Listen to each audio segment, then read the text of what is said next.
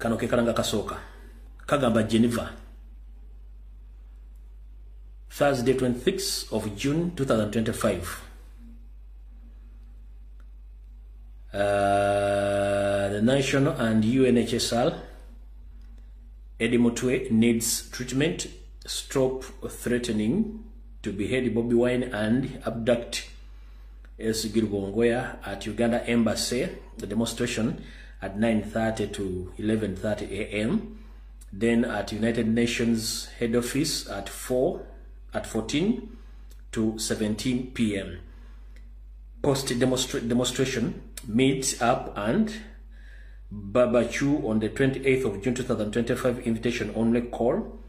Kaliam kanu njakabasomera kajure bulungi nnyo then tuyoke tugende maaso n'abulango bulakati akawedde kagende kokubiri. Akalanga kokubiri kasoma People Power National Platform UK public demonstration.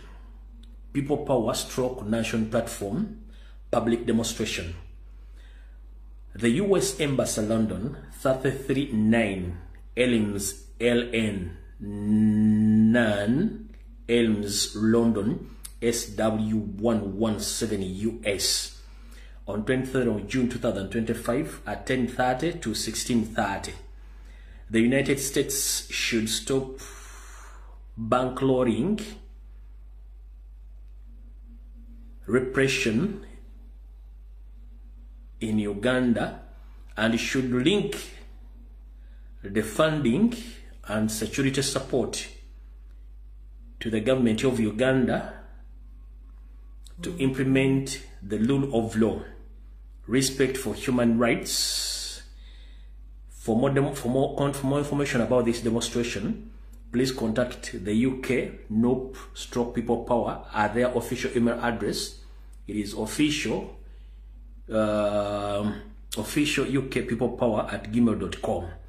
Nendagiro yawe manyido olungi eyesimu obulango mbuyisizaawo kati kano ke kasembayo. Akasembayo kasoma kati. Official NOP chapter South Africa welcomes His Excellency Robert Kyagulanyi Ssentamu in South Africa. The scheduled plan is as follows. The President will meet his supporters and the people who are yearning for change on the 18th of July 2025 to be Friday, venue Johannesburg. 19th July 2025 Saturday, venue Umtata EC. On 20th of July 2025 to be Sunday, venue Cape Town. Protest vote 2026 Ash Black Thursday Yugi. Obulango busatu babuweddeyo bentu batugenda ku security tuva ku security alati then tuleka tutambule ku video yalo nga bwetwagiresi bwino okubeera. Alright. Eno security alati njagala egendererwa comrade bannaffe mwenna benkola emirimu gyonna nabo gyejo okwogera ba bloggers ba National Platform mwenna abali ku ground n'abali mu diaspora. Eno security alati njala gibawa mukiwulire bulungi amuyinza okubanyiiza nenga ge mazima mujja bitegerera oluvannyuma. Eno security alati njala egendererwa bloggers mwenna abali ku ground n'abali mu diaspora nga mwogera ku National Platform mumpulirize bulungi saako n'akakiiko akatwala ebyokulondesa mu kibiina kya National Platform namwe mumpulirize bulungi nnyo. Mujjukira omukyala gwe nayogerako wano nti bamutusindikamu state agent nga yajja okutabangula n'okutawaanya n'okututwalako ekifo kyaffe.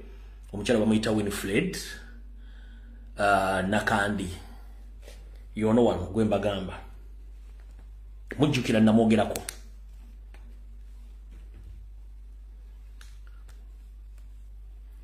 Omukyala mujjukira bulungi namwogerako. So akakiiko akakwasaganya okugaba forms ez'okwesimbawo aka National Platform.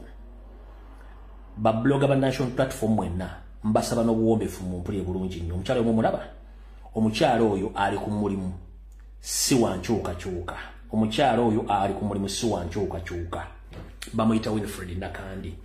Nga bwe nze mbagamba ne mwesule gwa nagamba mujja bitegera oluvannyuma mpolampola wabula akakiiko ak'ebyokulonda ka National Platform akagaba forms era akagenda okusunsula. Mbasaba omukyala Winfred Nakandi ali ku mulimu si waffe okugema kusinga kukola ki okuwonya. comrade wenna ng'okola omulimu gw'enkolo gw'okolera ku social media njala kutegeeza tugwa mu katego k'omukyalo ono lwaki omukyalo ono yasekiwalinze milioni nkaaga eza Uganda zagenda okusaasaanya ng'aziwa aboogezi ku mikutu egy'enjawulo egy'enkyukakyuka nga mugenda mukubira akadingidi abe ng'afuna platform n'okuba ng'afuna okwesigibwa mu kibiina kya National Platform alyoka ayisewo ebyo byenkiddamu ssente yazifunye milioni nkaaga azirina mu kikondoolo era blog alina gw'onoowulira ng'akuutira akadingidi omukyalo ono ng'ate tumwogeddeko ebbanga ddene munnange ojja kuba otuliddemu olukwe ng'abenkyukakyuka aba people power saako n'obukulembeze bwa National Platform n'omukulembeze eggwanga ojja kuba omuliddemu olukwe nkutegeeza na gy'oli comrade yenna akola omulimu gw'enjogera oba mulimu gw'enkola saako n'akakiiko k'ebyokulonda mwegendereze abantu mu muwa form omukyala Winifred Nakandi si waffe mukozi wa state ekyo kyo nkisimbako amannyo mukozi wa state nga bwenze mbagamba nemubuzabuza nga bafuka banaaba ne bivayo luvannyuma so mbategeezezza omukyala oyo sente yazisekiwaliza milioni nkaaga zagenda okuwa bablogger aba National Platform mukuutira akadingidi ekinaaviramu abamu okulowooza nti wankyukakyuka so nga tesu wankyukakyuka kale gwe munaagenda okulya sente zino kimanye nti ojja kujja okola byokola ate tubemu bituli ate otandika okkaana twagala kaana abacomrade kubanga tulina obudde butono nnyo obw'okuyisaawo ekigenda mu maaso kale mwena mbategeezezzaako bulungi nnyo bacomrade n'ekibiina kya National Platform saako n'akakiiko akakwasaganya ebyokulonda nti omukyalo ono yakima kaadi so si wankyukakyuka mbalaze buli kimu history mbagamba ebisigale mujja bitegeera bulungi nnyo yabadde Secretariat okwetangira kusinga okuwonya Secretariat ewedde kati njala tugende ku information eyatuleese bulungi nnyo mpozi Secretariat ey'okubiri eyewedde Secretariat ey'okubiri nsaba omuzira kisa yenna ku bazzukulu ba Nambi wulira obubaka buno omuzira kisa yenna muzzukulu wa Nambi ng'omanyi omutaka Kasujju Lubinga nkusaba yenna omuzzukulu wa Buganda ali gy'oli ng'omanyi omutaka Kasujju Lubinga mutegeeze wonna waatambulira waliira wanywera yatambulira Ssaalonga Mulengejja wasaanya Kaloli Charles Peter Mayiga amutaddeko abamulinya akagere era yagala mmojjawo naye we twogera okusinziira ge nafunye yamusindikira dde omuntu amulabule ave mu kkubo lye n'okuyingirira ebintu byakola emmengo Ssaalonga Mulengejja wasaanya Charles Peter Mayiga ayagala kujjawo jjajjaffe Kasujju Lubinga mbu amulemesezza emirimu gy'akola mu Buganda ng'ate Kasujju Lubinga awakanya ebintu Mayiga by'akola Ssaalonga Mulengejja yasindika abamu ku ntube omu gwe bayita Kitenda mumanyi bulungi nnyo n'agenda nasinkana omwami mu ngeri yali okutobola ekitiibwa namugamba bw'otave mu kutambulira ku Ssaalonga Mulengejja oba wasaanya Kaloli Charles Peter Mayiga amaliridde okuziika kubanga tojja mufiriza byakoledde ebbanga mbulw'okuba gw'oli mutaka ate ng'oyagala kukolera Buganda yalina mission y'amaanyi nnyo kale wenna gy'oli ng'omanyi jjajjaffe omutaka Kasujju Lubinga mutegeeze nti Ssaalonga Mulengejja asaanya Kaloli Charles Peter Mayiga amwesimbyemu era kyonna ekituuka ku omutaka Kasujju Lubinga essaawa zino ng'abataka abasinga badde bafa n'abantu abala emmengo mumanye obumanya nti Ssaalonga Mulengejja yabadde akirimu ekintu kino n'olw'ensonga eyo awo video tuba tumaliriza Secretariat alright okusookera ddala nga sinagenda kutandika video njala okubaza bannayuganda mwenna okwetoola ensi yonna ku mitimbagano egy'enjawulo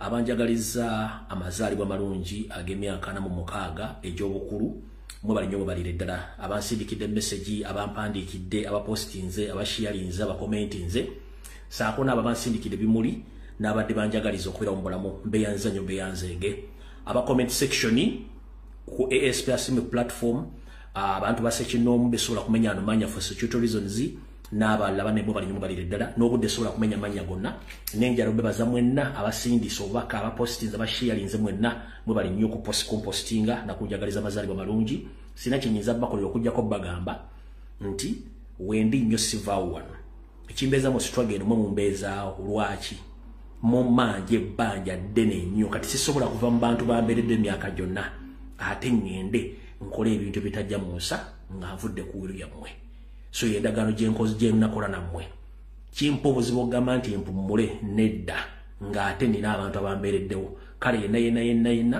apostinze asharinze atodde kyotadde buli kimu kyonna bali nnyo balire ddala okuba nga okutte mu nsawo n'ebimulira buli kimu kyonna ne message n'abapostinze bali nnyo balire ddala lunaku olubadde olwange olw'amazaalibwa naye nkyali omukama kyampadde obulamu njagadde obebaza mwenna bana ba comment section ku mukutu gwange Lumbuye Dayihadi Asimu Dayihadi mwenna ba comrade ba foot soldiers abibitiibwa bonna ba celebrities mwenna ba postinze mubali nnyo balire ddala mikwano gyange mera ku internet temujjanga okwo n'olw'ensonga eyo kati video ketandike tugende mu maaso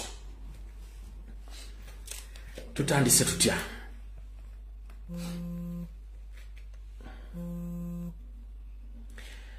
tugenda mu forensics naye leeta kokko katono kansoke mbawo information buli omu owulire bulungi nnyo tugendako mu forensics naye kansoke nkole information mu gyowulire bulungi nnyo era mutongole video etandise sharinga katambi njalo tegeza bana Uganda mwenna saako n'omukulembeze wange omululu Kyagulanyi Ssentamu mu bikolwa byonna bigenda mu maaso mu Uganda Nyando Yosoferi byali mu kukola n'abasajja be abatujju ebigendera byo biri ebigendererwa ebyo mumpulirize bulungi nga atandika video akatambi katandise Nyando Yosoferi ekigendererwa kye kyonna olwaleero ebintu byakola by'okutega bomu okusoba comrade okukola buli kimu ebigendererwa bibiri ebyo ekisooka 1 akalwa kawedde aka 221 Nyando Yosoferi yafuna jackpot nga alina COVID-19 n'atuli meeting okutambula n'okuba campaign yeyamutaasa ku kiseera ekyo n'akozesa amaanyi kati essaawa zino talina COVID-19 1 ayagala kukozesa ebikolwa byali mu kukola essaawa zino gamba ng'okusiba ku kibiina kya National Platform obutujju n'omukulembeze waffe amukwate awere ekibiina kya National Platform n'omukulembeze amukwate amuteeke mu nkomyo kyekigendero ekisooka 1 ebyo byonna eby'obutujju ebyobuyeekera biki byonna tageti esooka yakwata president waffe muteeka mu nkomyo n'ekibiina kya National Platform bakiwere kyekisooka ekyokubiri singa byonna bimulemerera ayagala kukozesa obutujju bwe yeetandikiddewo agambe nti eggwanga liri mu state of emergency either ayongereyo okulonda oba akendeeze ku namba y'abantu abagenda okuŋŋaananga nti eggwanga tiri mu butebenkevu mulimu abatujju kitegeeza bagenda kendeeza gathering oba abantu abandi badde kulaale so the options bbiri zaalina nzibanyonyodde bulungi buzitegedde so byonna ebikolwa byakola agezaako kulemesa president ekibiina kya National Platform okukuŋŋaanya abantu abatuyite kuba bakimanyi ku history nti kasinga campaign ziggulwawo Museveni talina kyagenda kugamba ggwanga buli kimu kigenda kuba kikoze kiyise kati mukitegedde bulungi nnyo ebikolwa byakola bye bigendererwa bibiri byayagala naye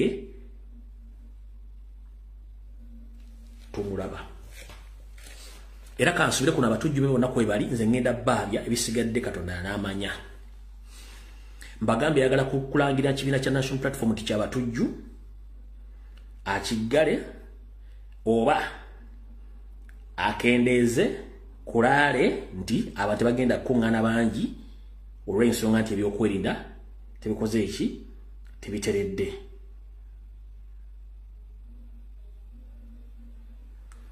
n'okujjawo okulonda kwa 2026 mutegedde bulungi nnyo awo tuvuddewo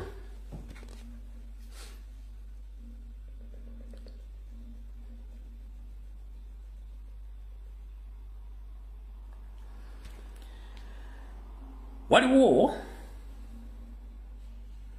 ekintu kye muteetegereza kansoke ekibannyonnyole kansoke ekibannyonnyo kye muteetegereza kansoke ekibannyonnyole kye muteetegereza bulungi oba nakisevinze oba saakisevinze ne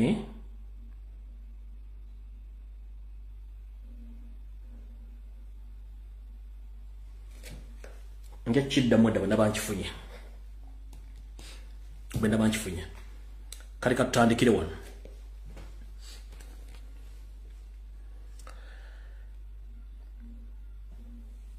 tandikire wano. Ekisokera ddala. Ndoza mukitegedde bulungi nnyo ebadde mu Kampala mu bitundu bye Munyonyo bire bulungi nnyo nga bagamba wadde okutegulula abategulule bomb abatujju ne babatta naye ekisokera ddala bulijjo tumanyi nti abatujju bawoninga nti bagenda kukola obutujju ku kitundu wekiti. Ekisokera ddala Uganda terina gurupu yonna y'abatujju oba nti erina olutalo n'eggwanga lyonna eyinza okuvaayo abatujju teriyo okujjako bo be beeteerawo aba ADF nga ba Museveni. So nza mukitegedde bulungi nnyo mukimanyi nti mu nkola omutujju bw'amala okukola obulumbaganyi asinzira ku mutimbagano gwe n'awandikako n'akireyiminga responsibility nti yakoze obulumbaganyi obwo. Njagala ombuulireyo ekibiina ky'obutujju kyonna ekikireyiminze nti kyekikoze obutujju obwo tekiriyo. Kitegeeza nti wana akabonero akasooka kaguddewo tekaliiwaawo. So mutegedde bulungi nnyo tewali akireyiminze responsibility ya CMI na ISO na SFC kubanga bo kennyini be bakoze obutujju obwo. Tugenze mu maaso. Ekisookera ddala mwenna abalabye akatambi ke tubateereddeyo ku mitimbagano egy'enjawulo mukalabe bulungi nnyo. Ekirungi nti njala okubaza Mukama Katonda bannayuganda batandise okuzibula amaaso okwetegereza ensonga ozigaayagaaya n'okutunula okugulawo amaaso bulungi nnyo. Ekyo ky'omutandisa okikukuka neyanze nnyo neyanze temujjanga okumusigana nga mukola ekintu ekyo. Kati mu Uganda eggwanga eddamba waliwo ebintu byolina okusooka okwetegereza.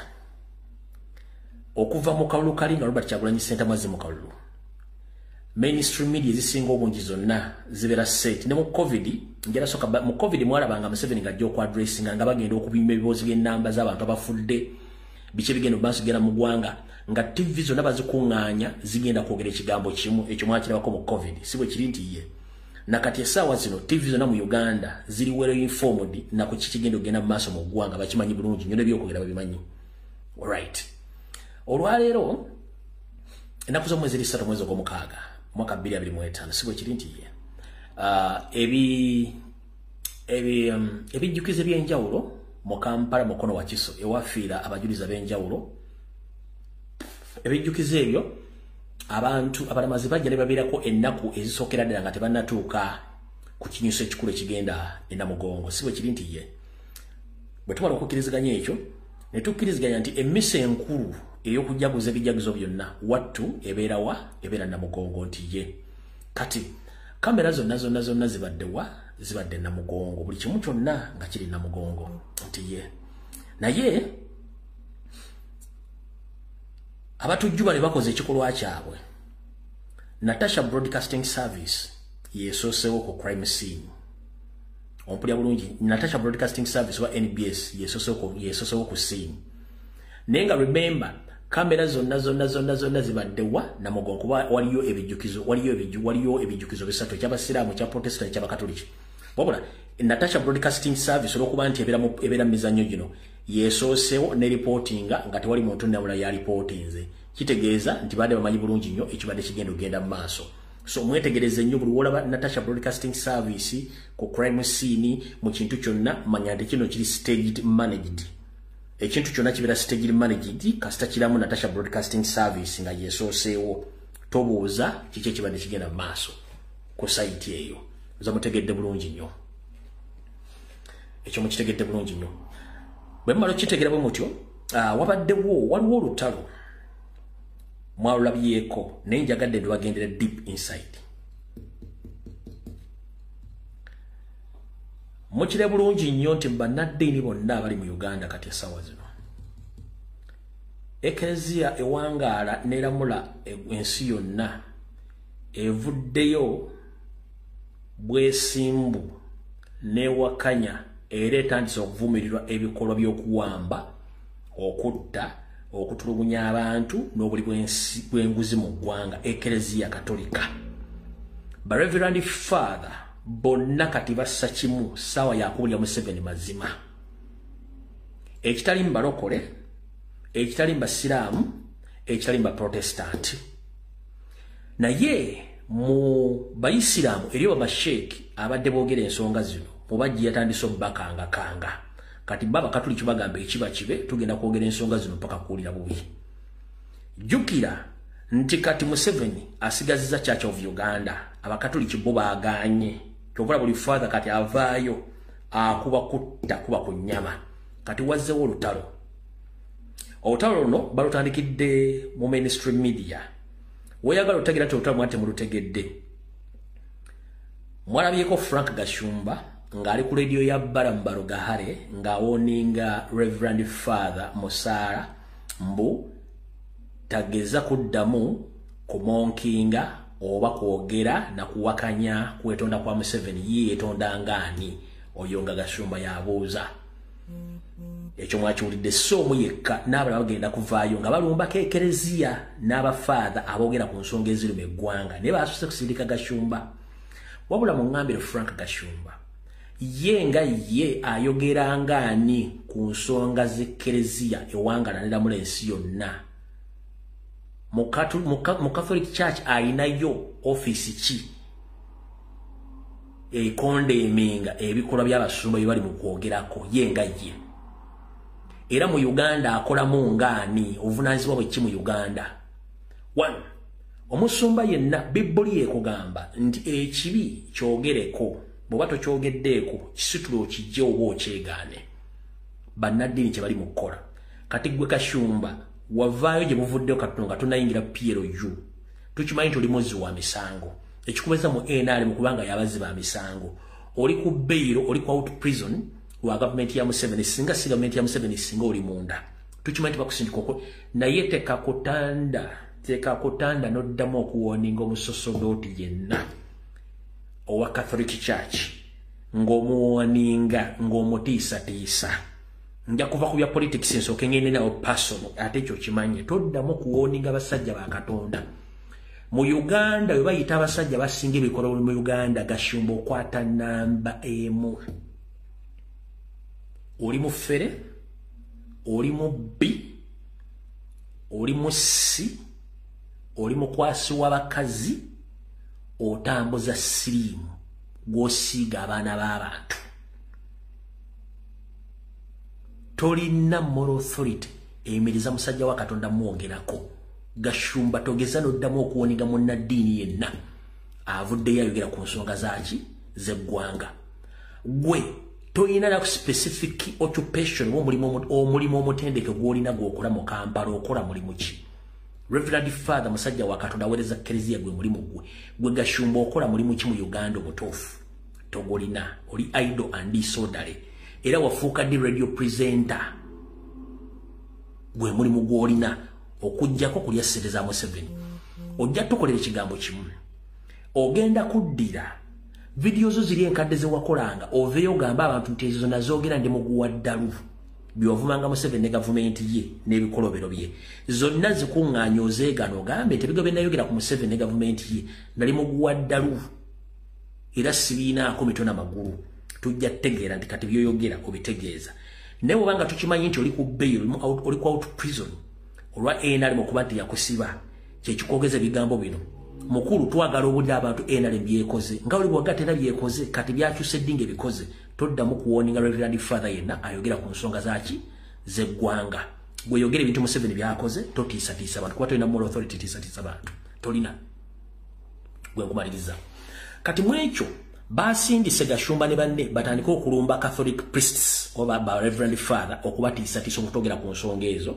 Frank Gashumba yasoose naye nkugambye nga gwe watiisiza Father Musala njagala oddemu olumbeyo munnaddiini omu Katuliki ayogera ku nsonga ezikwatagana ku ggwanga.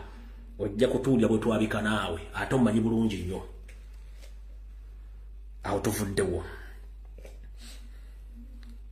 Era nsaba nga nfundikira mu kanyomero ako ngenda kusaba kereziya yonna ebuna newangala mu Uganda yonna n'ensi yonna temugeza ku wadde sekendi n'emu nga mwogera ku Frank Gashumba no. Temugeza kuwa budde oyo musajja muveeko. He is a non-living thing. Talina kyalina ali awo temuwa budde. Tugenze ku nsonga endala. Sinagendera mu forensics. One. Bannayuganda mwenna ajala bategeeza ebyange mbyogera kati ng'omusezi agula essente genda kulirako bantu bange. Olw'ennaku z'omwezi ziri 3 omwezi ogw'omukaaga mwaka 2025 we twogerera olwale musuubire obubiina bw'ebyobufuzi bungi bugenda kwesoolayo okujja. Mumpulirize bulungi. Obubiina by'ebyobufuzi bu small political parties obupya bugenda kweyongera okujja bungi nnyo. Museveni agenda bulirizinga. Era buno bugenda kuvaayo nga bugenda kukwatagana bonna bukole kye bayita coalition. Coalition eno egenda okukolebwa bagenda kumajinga. Ekigambo maji kye kiringa okugatta ekintu ne kifuuka kimu. So njala tegeeza bannayuganda mwenna nti bu small political parties bungi bugenda kuweerwa license buweerwe certificate bujje ne bakandidate mutawulirangako. Wabula very soon mugenda tandika okuwulira nga bapresidenti baabo batandise okugamba nti ffe twagala ebina byegatte tukole coalition tulwanyise Museveni. Eyo na pulagulamu ya Museveni yakosa bubiina obwo wonna bujje bwegatte bumale okumajinga then bulonde presidential candidate mugo bugenda okusimbawo agenda kubeera mpugamaana. Listen to me. Bonna bu political parties obutono bugenda okujja very soon bugenda kujja bungi. Bugenda tandika okwogera ekigambo kimu nti twagala okwegatta ffenna ng'abeebina by'obufuzi tulwanyise gavumenti ya Museveni tugijjeko. Naye ekigendera kyabwe kikusike kiri bwe kiti nti bagenda kukola kye tuyita merge oba merging all small political parties bajje basimbewo mpugamaana yabajjanga akiikiridde opposition. Lwaki? Bagenda tambuza enjiri egamba nti ekibiina kya National Platform kiganye okwegatta muki kiganye okwegatta mu coalition eno. So kyefudde kiwaji kati bannayuganda temukiwabulwa kubanga tekyagala kujjako Museveni. Kino mugenda kiraba. Obubiina bugenda kwegatta bonna. Bwe bumala okwegatta ne buleeta mpuuga bo ba presidenti baabo ate baddeyo beesimbewo kuba MP mu constituency zaabwe gye bava. Bamukitegedde. Obubiina buno bwonna bugenda kujja bungi nnyo mugenda buwulira. Ne bakatumba oyi bagenda kujja bangi nnyo. Naye bwe bumala okujja bugenda tandika okutambuza enjiri ne Kagege mugenda muli angoyera ku kya coalition. Naye bonna bagenda tuula lumu bagambe baagala kukola kye tuyita coalition ebirina okwegattirawo byonna eby'opposition bireete candidate omu. Ne main target ya bufokasi baagala kulwanyisa Nuupu bugenda kwegatta bwonna lumu bumale bugambe nti buleeta mpugamaana yagenda okwesimbawo. Kati bana babadde babukulira obubiina buno ate bamale bo baddeyo mu constituency beesimbewo nga ba MP. Wakitegera bulungi nnyo bufune support egy'okulwanyisa National Platform. Era message bagenda okutambuza bagenda gamba Nuupu yaganye okwegatta mu mugendo ogw'ebibiina by'obufuzi okujjako Yoseriti Bahabulwa. Mujja kirabako eno video mujja gijjayo mukitegedde bulungi nnyo. Naye nga bwe nabanyumiriza wiiki ewedde kankibaddemu kibanyonyole. Speaker Anita Amongi omuzannyo gwe gwamulemeredde kubanga yabadde aleese Lulumi Bayiga yadde aleese ne Sebamala ng'ayagala omu ku bo afuuke president wa DP naye azanye empikize. Naye Salimu Sale ne Museveni bamusinziza amagezi n'amaanyi ne basalawo baleete Mao nga bwe nabanyumiriza. Era bwe muwulirako Mao nti balina constituency gyagenda okwesimba mumanya nti kinabagamba ekigenda tuukira nti Mao bamwagala nga speaker oba both then Anita Amongi bamutema enteegateega aveewo. Naye bwe temwerabira Anita Amongi alina ebintu byasirikidde kuba nalina presidential ambitions. Ekikyama ona kibagala kigenda kujja mwakitegedde. Kati ekigenda okuddako kyekiruwa? Ekigenda okuddako kyekino.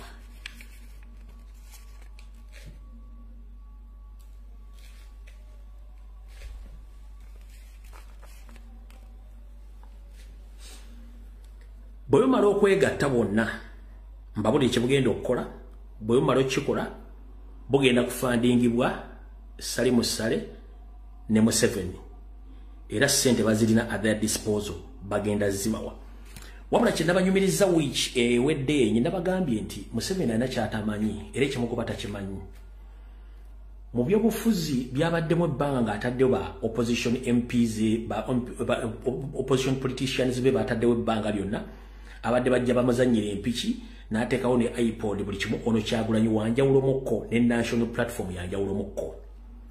buli luvannyuma lw'emyaka 10 wabaddewo omuntu ajja mu opposition n'atekinga over omuwaatwa ogubadde guliwo ng'owa position abaddewo abantu bamukooye oba bamukubyemu bituli kye tuyita vacuum oba muwaatwa.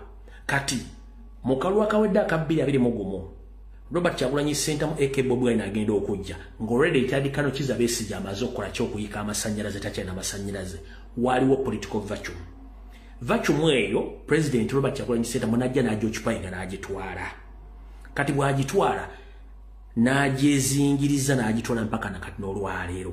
Kati tewali muntu mulala yenna agenda kujja kulyetinga kibiina kitwale vacuum eyo kijeyambisa okufuna amasannyalaze kizibu nnyo. Kati wano Museveni kyatamanyi okulyetinga Mpuuga n'omuteekamu ssente takyalina wagenda kutuuza kubanga wali waggale. Bw'okulyetinga Kangege tolina wogenda mutuuza kubanga political vacuum teriiwo. Bw'ogenda kuleeta Bakatumba oye political vacuum teriiwo. Ogenda kuleeta tewakyali political vacuum. The political vacuum is closed. There is no any space where all the small parties plus their candidates we are going to occupy the space. The space is closed. Teriiwo. Kati mukitegedde bulungi nnyo. Kati bano bonna ebintu bakola byonna bya kusiwansaana okumazi tebalina kibagenda kukola kubanga abantu baagala kimu nkyukakyuka. So mukitegedde bulungi ekyo njagadde mukitegeere saagala mweraliikirire ekintu kiri ekintu kimu tufokasinga ku struggle yaffe protest vote n'omukulembeze waffe. Zino political parties muzirabe nga mystic call tezina kizigenda kukola naye nga maaso waliwo twist etya.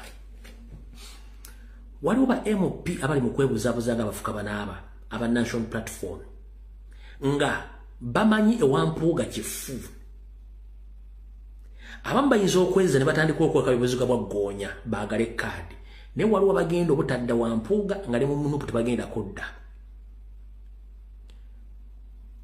Joyce Bagabe Manga mwandimulirako ng'agenze mu PPF ewa Lukwago bwa Ssemuju n'afuna tiketi ya PPF. Nkiddamu Joyce Bagabe Manga ennaku zino abadde alaaja nanyo nga yagala kaadi yaffe naye akimanyi tagenda gifuna. Ate Wampuuga tayagala kweraga nnyo nti gyali kati temwewuunya nga Joyce Bagabe Manga agenze mu PPF n'abalala mpolampola. Kati wayinza okubawo switch of play oba tactical move ekyampuuga ne kigaanira ddala ne baswitchinga ne bakisindikako mu PPF eri mu system ya Museveni ya divide and rule. Ekyo mukirindeko nkiddamu nkibanyonyedde bulungi nnyo. Wampuuga bambati ogende kwa mind that is bamind himself is finito. Kati option jibanzo funa ya PPF eya Besigye ne Lukwago ne Ssemuju Nganda. So wayinza okubawo switch of play ne baswitchinga awo ne bagende mu PPF naye kigenda bochezaayo. Ekyo nakyo mukitegedde bulungi njagade kibategeezenga obudde bukyali mukitegedde bulungi nnyo. Kati mulya bulungi nnyo.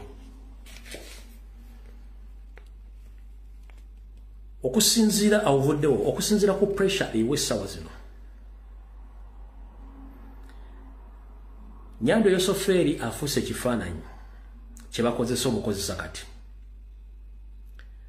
Mwalabyeko atike yabadde etambula ku social media platforms okuli X Facebook ne ku mitimbagano egya mainstream media egya social media nga bagamba nti waliwo akawaayiro bami ba parliament ke bataasoma bulungi akalaga nti obuyinza bwonna obw'eggwanga bwandidda mu ofisi ya CDF era nga asobola okusalawo ebintu president byalina okukola era asobola n'okuduumira ku nawamba n'eggwanga atike eyo mweri.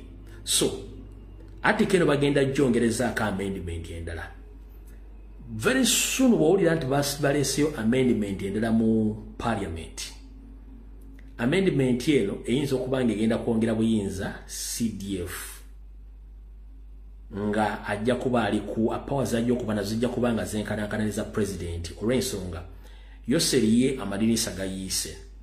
Kati baagala kuddira amendment bill eno by interesting powers mu CDF nyingi nga zisinga neza president. Then president anaaba aliko nyose ajja kuba talina maanyi nga CDF anaabera mu kaseera ako oba anaabera muhoozi oba omulala ajja kuba alina powers ezenkanakane president naye nga president ajja kubeera ceremoniyo nga mulaba vice president Jessica Alupo nti ali ceremonial tayina muyinza tayina ki kana bano kibagala okola nakyo mujja kiwulyako very soon nti bagala ku switchinga power okujijja eri bagize mu office ya CDF kuba balinawo w'amaanyi tebalinawo mulala ate nga naye emukwatako matankane. Alright, tugenze omusingo okwagala obudde mulinze naye nga sinagende eyo ku forensics kansoke nzijeyo bintu bino ebiri mu galale wano tuyoke tugende mu maaso. Okusokera danjira kubaza president wange wonna woli webali kutukiikira bulungi nga bannayuganda ku lukalu lwa Africa. Mwena batategedde president yabaddeko oba nakati akyayinza okuba nga akyali mu ggwanga lya Morocco yagenze mu lukuŋŋaana olw'abakulembeze naddala abali ku ludda oluvuganya mu nsi yonna naddala mu Africa nga batulugunyizibwa ba dictator. President yabaddeyo yabadde recognized ng'ensonga zonna ezigenda mu Uganda bazimanyi. Saagala genda mu maaso nga sinabazanjira katambi kano olw'ensonga tebataddeko diversions nyingi social media nga tebaagala mulabe bintu bino wulira bulungi nnyo. Among many other places, Tanzania.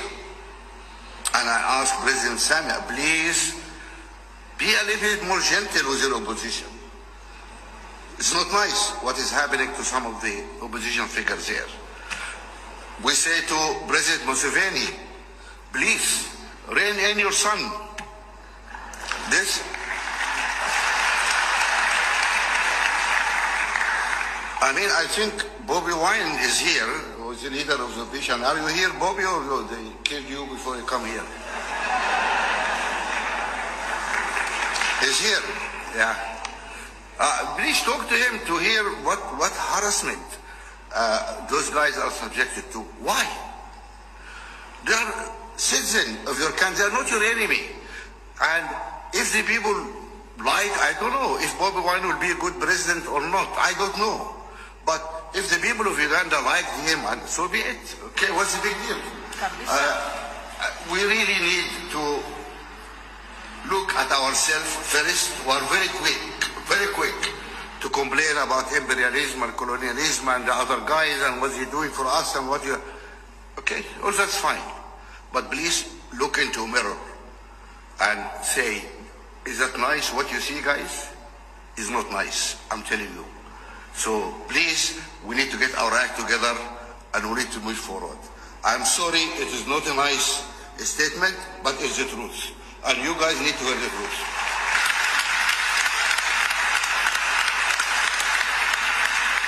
Thank you. All right. Omwami oyo y'omu ku basajja abanene mu Africa. Era yayogerako lumu n'agamba nti omukulembeze wa Africa yenna nakyemalira. Mu kifo ky'okulembera ku bantu bo n'obafutubbalako. Ye alina package eya buli dictator ng'asobola omuwa $12 million agende mu retirement aleke eggwanga lye lifune abakulembeze abapya n'okukyusa obukulembeze mu mirembe. Ne Museveni kennyini yamugamba nti asobola omuwa $12 million ne bamuwa ne package n'agenda mu retirement nga tewali amukutteko ave ku nsi Uganda ne bannayuganda batulugunya. Era yakizze bulungi nnyo. Era n'omukulembeze abaddeyo era amwogeddeko bulungi n'ebintu tebayagadde bibeere ku media ya Uganda kyobula bataddewo diversions nnyingi nnyo okuba nti bigenda mu maaso mu nsonga eyo bwetyo. So kati bwe muba mumaze okutegeera ebintu ebyo bulungi nnyo njala tugende wano.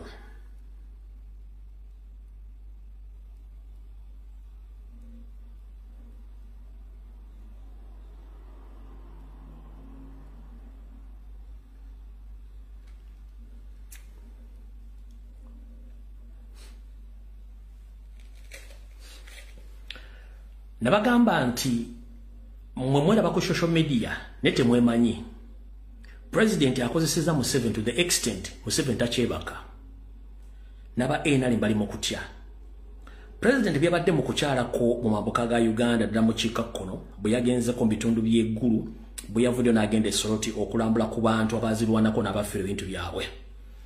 Bwe yatuuseeyo n'akola endagaano n'abo bantu nti bw'atuuka mu buyinza agenda bakolera ABCD. Era kwa babaddewo n'abawo ennyana emwemu okutandika obulamu ng'ekiraga nti guno gwe musingo oba kituyita security ku ndagaano eyo. So president bwe yabadde mu bitundu by'e Soroti yakoze endagaano n'abantu b'e Soroti region n'abagamba nti nze bwe munzikiriza bakulembera ngenda bawa ABCD makola endagaano. wabula ku ndagenda yo kwabaddeko omusingo yabawadde nga akabonera akabalaga nti mwetegefu okukola ki okukolagana nabo abantu abaddewo batontona abakulu mu myaka n'akola n'abendagaano era n'abawo omusingo ng'obweyamo bwe yawadde ennyana emu naye ekintu kino kyasitudde emmeeme ya Nyando Yoseeri ne kisitula n'emmeeme ya Mukula n'ayogera amatankane ng'empera ya Museveni buno bwadde obubaka naye oluvannyuma lwa pulezidenti ogenda okukola endagaano ezo kyanyiizizza nnyo Nyandwe n'agamba akasajja katukubye eggolo tukoze tutya Mukula kwe kuvaayo n'atandika okwogera Nyandwe ng'ayita mu vice president n'agamba nti gavumenti etaddewo obuwumbi 8 obw'okuddiza abateeso awo bonna abayonoonebwa byabe n'abaali mu ntalo obuwumbi 8 oluvannyuma lwa pulezidenti ogendayo kumulabisa jukira abantu abateeso tebalya mu nsi yaabwe lukwe zino Museveni yabasuubiza nsuubize teyazimuwadde cash naye nga pulezidenti agenzeyo n'akola endagaano n'abawa n'ennyana emu abakulu abadde okukola endagaano ng'akalagaano kati gavumenti oluvannyuma lw'okufuna panic gavumenti yavuddeyo n'egamba egenda kuwa abasajja n'abakazi abo obuwumbi 8 ng'okubasasula oluvannyuma lw'emyaka 40 obuwumbi 8 oluvannyuma lw'emyaka 40 oluvannyuma pulezidenti ogenda okukola ki omulabisa keekano wano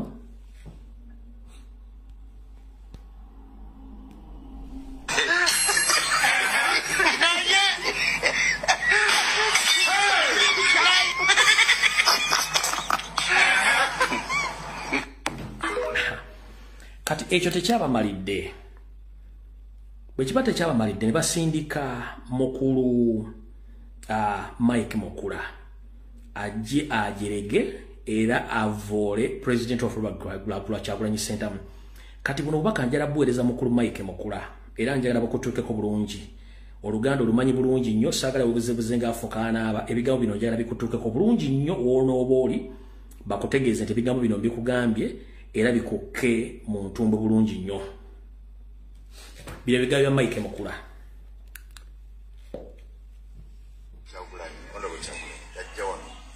ng'atuwe ente 5 oba mukaaga ente 5 okwagabira abazeeyi kaagala nti no kaakati kino kyetukoledde teeso ente 5 abantu bafiira ente 10,000 kino kyali buswawo kyali kivoola bateeso kwegamba nze ng'omuntu ava kuno ndabira ddala nti yali atuleetedde obuswavu nga kwegamba kino tebakikola mu politics bati kino bagiyita populist politics enkola eno njagala muganda wange nabana baganda bange bali mu nnubu kino bagireme okiteeka kyamusiganyo oba kyakusika oba kyakusikirira kino kizibu nnyo kyetwalina era njagala kwebaza President Museveni ataddeko biliyoni 5 buli mwaka nga tugenda mu maaso okuddiza bakateeso biliyoni 5 nango biliyoni 5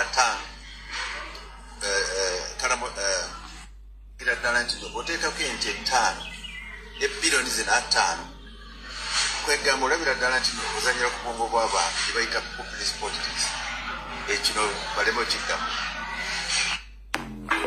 Right. Mwami Mukula, jebaleko ssebo kansubenti oli bulungi. Kansubenti bwadde ogenda okukola press conference eyo empekezo wamaze ozimira bulungi nnyo. Kubanga nkimanyi bulungi mu bantu mu Kampala bajjamu empale z'abakazi okwata kisooka. Kansubenti empekezo wadde omaze ozimira bulungi nnyo eza ARVs ng'ozze okukola press conference okwogera ku nsonga ezo. Ngera sooka kubuuza. Gavumenti yammwe emaze emyaka 4 mu buyinza si bwe kiri nti ye. Kyagulanyi yakamala mu bukulembeze emyaka 4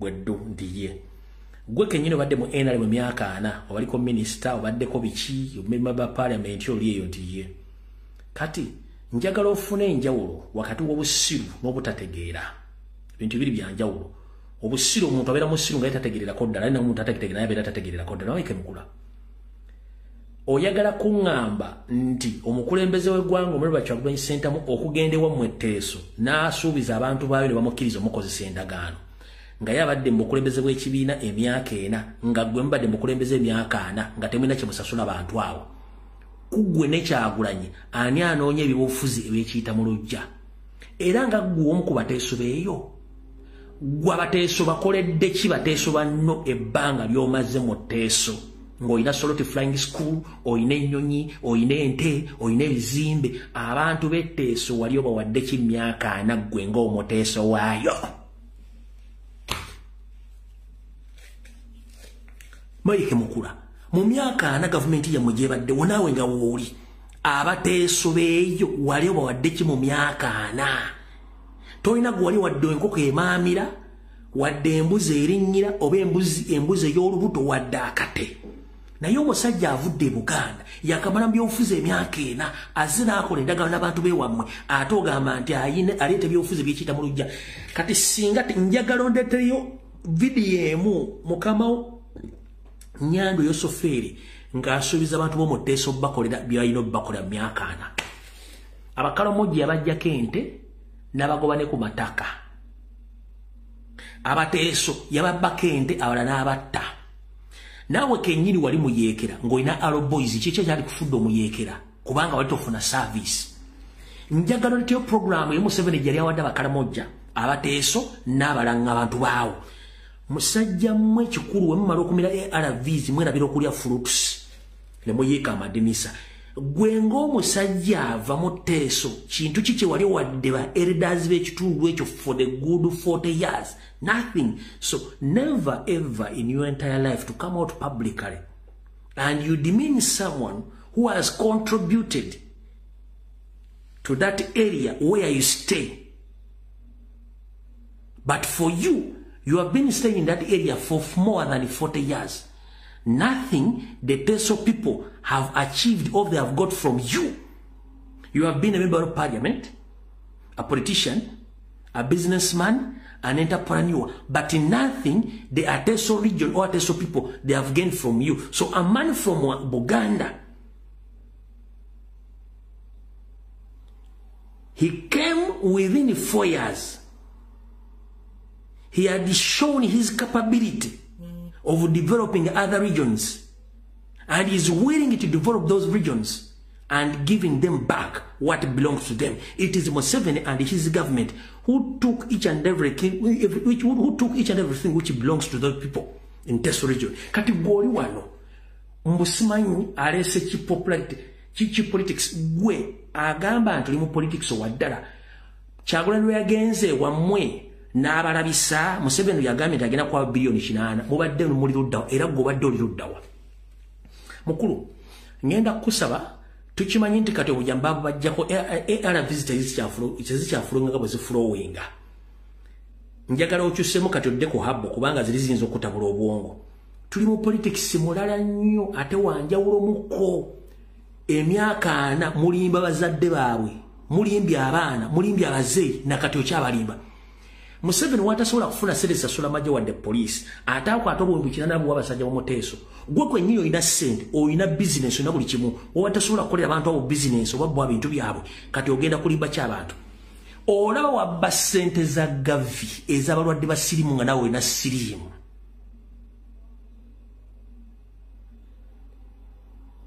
Gwe mubadde mukimanyi Mike Mukula, Janet Kataha n'omugenzi Teddy Sezikyeye babba ssente za gavi ezaali ez'abalwadde ba sirimu. Kati gwe omubbi kondo ogenda kubuulira kyensi Mike Mukula wabba ssente za gavi fund ne Janet Kataha Museveni ne Teddy Sezikyeye ne muleka abalwadde ba sirimu n'akafuba baffe oyogera ki mu public? Kyagulanyi yali abbye ki? Mukula wabba ssente za gavi gwe Janet Teddy Sezikyeye. Kati mwalaba Teddy Sezikyeye olwokuba nti yali munnamawulire ne mumulumba ne mutomesa boda boda n'afa ne mumuziika. Mwababba ssente za gavi fund abasatu. Omu mwamulyamu olukwe Teddy Sezikyeye yali munnamawulire ne mumutta, mwamutomeseza boda ne mumutta. Mune musigadde mukama w'Janet ne Museveni muli mukubba ssente z'abantu. Ngate ssente zaali z'abalwadde ba sirimu nga nawe olwadde ba sirimu n'akafuba n'ebirwadde bira ne muzibba abantu aba basatu. Gwe tewagenda mu kkomera Teddy Sezikyeye baamusiba mpaka kuwulira bubi ne Janet yagenda mu kkomera kati ng'ojja ng'oyogera mu bantu. Gwe Mukula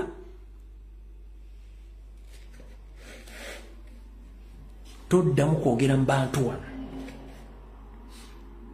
gwe nkumaliriza sigenda koddamu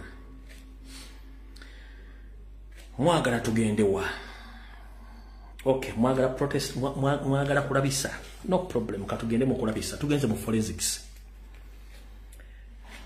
abagala forensics mu mpuliriza bulungi nnyo twagala tugende bulungi nnyo wabula forensics ono bwe tugenda okukola olwaliro mugenda mwenyigiramu tusoma kigambo ku kigambo tukiyige bulungi nnyo era buli omu ovuwano ng'okoze eki ng'otegedde mbabuulire lwaki Museveni atega bomu lwaki akikola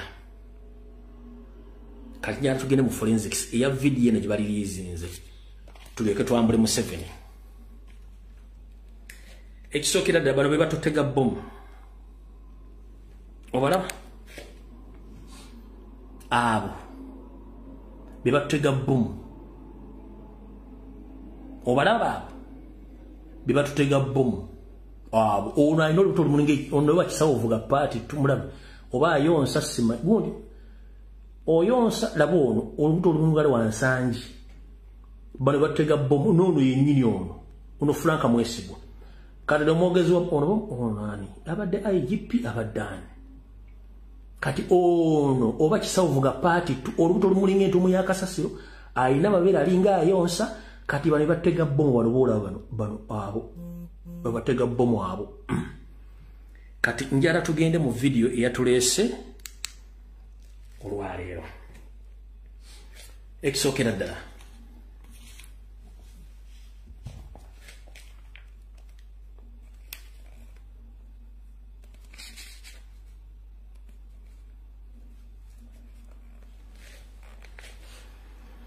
mwenna okuva ku makya abadde bagoberera ekintu ekyo katusooke tuddeyo mabegako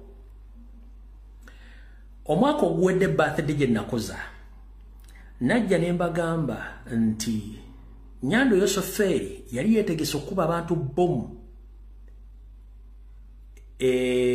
Namugongo olwokuba nti nagikola ng'enkya Namugongo teyakubayo bomu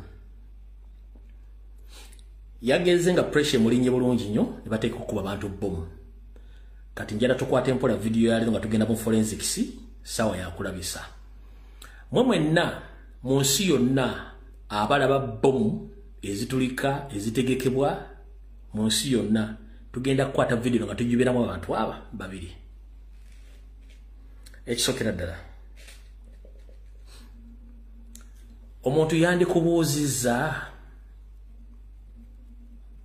ekisookera ddala omuntu yandikubuuzizza poliisi egambye nti omuntu eyabadde gobadde banoonyeza ebbanga ddene y'omu ku bwala abadde bagenda okukola obutujju mu Uganda soko bambuulize bwe muba mumanyi emyaka ebiri emabega mumanyi amanya ge ekifaananyi kimu kimanyi mubadde mukola kyo mukwata ebbanga eryo lyonna kyekibuuzo ekisooka mbadde mukola kyo mukwata ebbanga eryo lyonna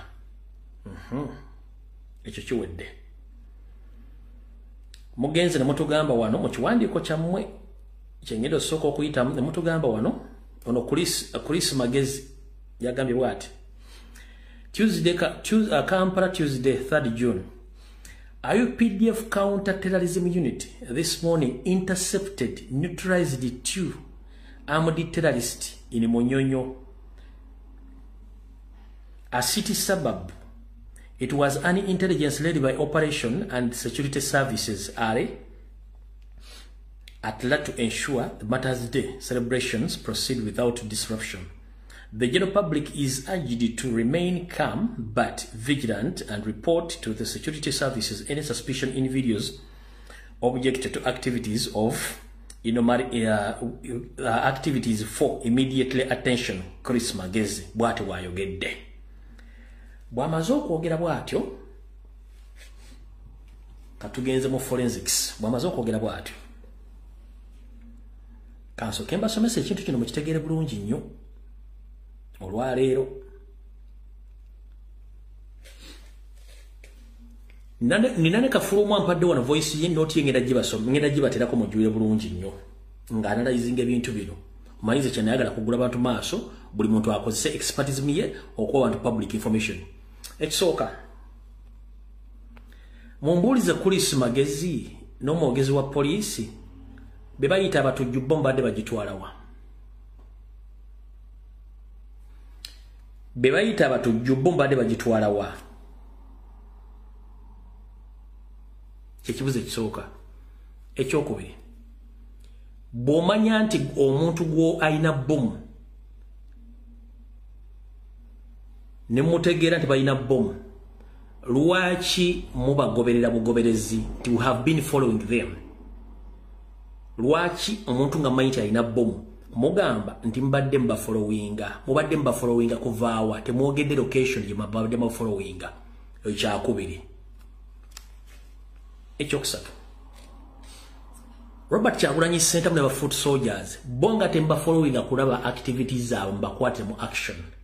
Just mugwa bugende bakindapinga ne mbatwala. Lwaki mututta time following abatezi ba bomu nga temba butumbudde location gye bavudde na destination gye badde balaga. Nkiddamu mufunye time following wa bomu temutubulidde gyavudde na gyabaddaalaga ne mufuna time followinga. Lwaki mba mugenda kukwata president wa foot soldiers temba following kulaki kibagenda kukola ne mubafuna obujulizi? Ekyo natwe mukibulidde ne mubadde mu following abantu bano awo temuyinawo kabonero wadde n'akamu. Lwaki waliwo kyebuuzizaako ebyokulabikako nga bino kuba tugenda mu maaso? Katutwale ku byokulabirako nga bino.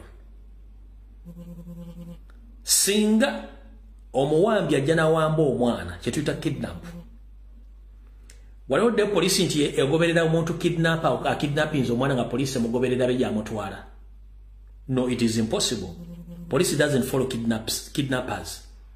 They just arrest there and then kuba tebalinda kumanya gye bamutwala.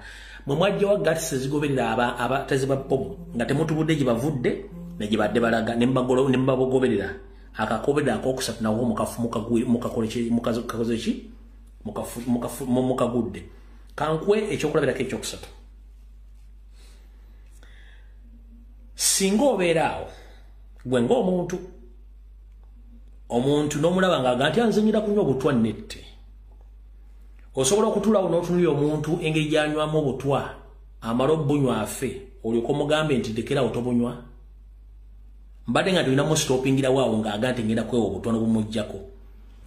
Kati poliisi yeetugamba nti esobola okuleka omuntu ng'agigenda nti agenda kwetuga neeyimirira awo n'egaana omutaasa okwetuga nemuleka neyeetuga nemugobera mu process yonna neyeetuga.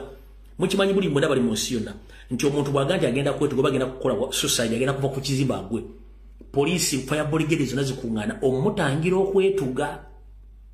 Kati yo poliisi ya Uganda etugambye olwaleero bwe badde egoberera abatujju bano, kati naye nkubuuzizza omuntu agenda okwetuga oba okunywa obutwa, lwaki abantu bafaayo okumuyimiriza obuteetuga naye ate mwe ne mugoberera bugobereza ono omuntu? Awo tuvuddewo. Etteeka epandiike eriri mu intelligence lisoma bubiriti nti when you suspect any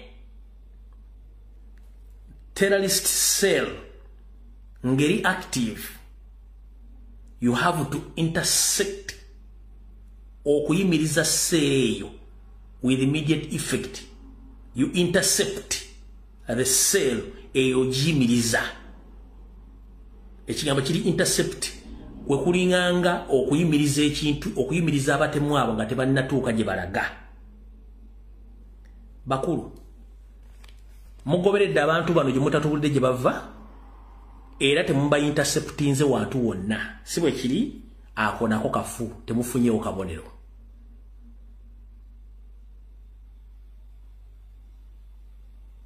Mumpulidde bulungi nnyo? Temufunyewo kabonero. Bomb squad oba JAT omulimu gwayo baguyita to intercept oba to prevent. Kwa tugamba nti okugema kusinga okuwonya.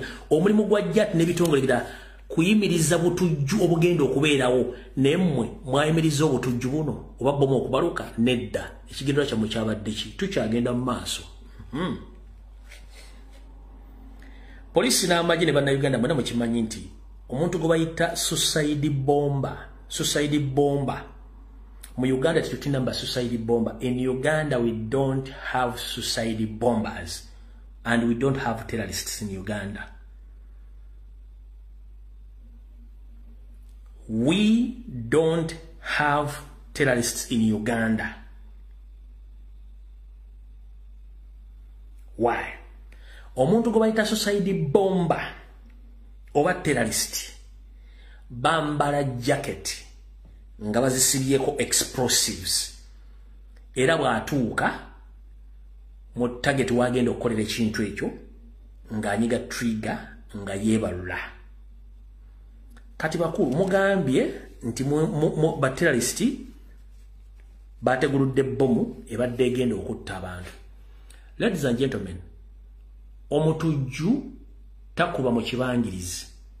Primary target y'omutujju kwe kuba ebifo ebirimu abantu abangi okusindika obubaka eri abo bayagala butuukeko kuli gavumenti. Teri mutujju akuba mu kibangirizi watali bantu. Taliyo. Awo ntemufunyewo kabonero. Tujja tukyagenda tugenderi gye mwagala. Teri mutujju akuba mu open space watali bantu kubanga primary target ya kusindika message eri gavumenti owa abantu bayagala obubaka butuukeko. Muwammwe gwe mulese abadde ku bridge ewatali wadde omulema nawo temufunye muwadde akabonero kubanga teri suicide bomber akola ki akuba mu open space. Primary target ye eba y'abantu masomero lalizi oba katuge okukunganya mu makanisa mu masomero ewakunganya abantu oba mu mutali ye gyakuba. Tosobola kuŋŋamba nti omuntu azze n'akuba ku bridge ewatali wadde abantu abasatu. Kintu kyekimu kye mwakola ku CPS omwaka guli oguwedde nga mwagalira okuleeta ekintu kya ADF era kyemuze mistake emu gyemuzeemu kitegeeza nawe temubozzeewo kabonero. Mulya bulungi nnyo.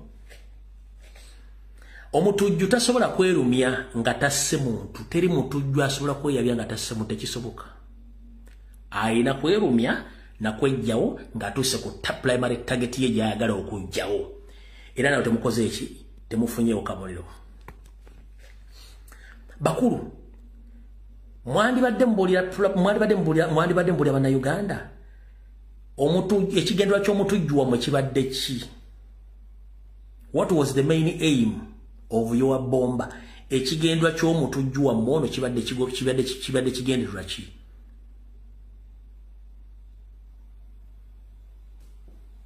Ekigendera ky'omutemu wammwe ono kibadde kigendererwa ki? Tekiriiwo. One, tosobola kuŋŋamba nti tukimanyi bulungi nnyo nti abantu bonna bagenda kukuŋŋaanira na mugongo. Ate gwe n'ojja ogamba ogenze Munyonyo, ate ne Munyonyo totuuse wali ku kiggwa ky'abajulizi okomye ku buliigi. Oyo si mutujju. Awo temufunyeewo kaki? Temufunyeewo kabonero. Suicide bomba omutujju takuba mu open space watali bantu. Temufunyeewo kabonero. Tegedde bulungi nnyo. Kati wano wali okulya n'okukomba essowaani. Wano okulya n'okukomba ki? Essowaani.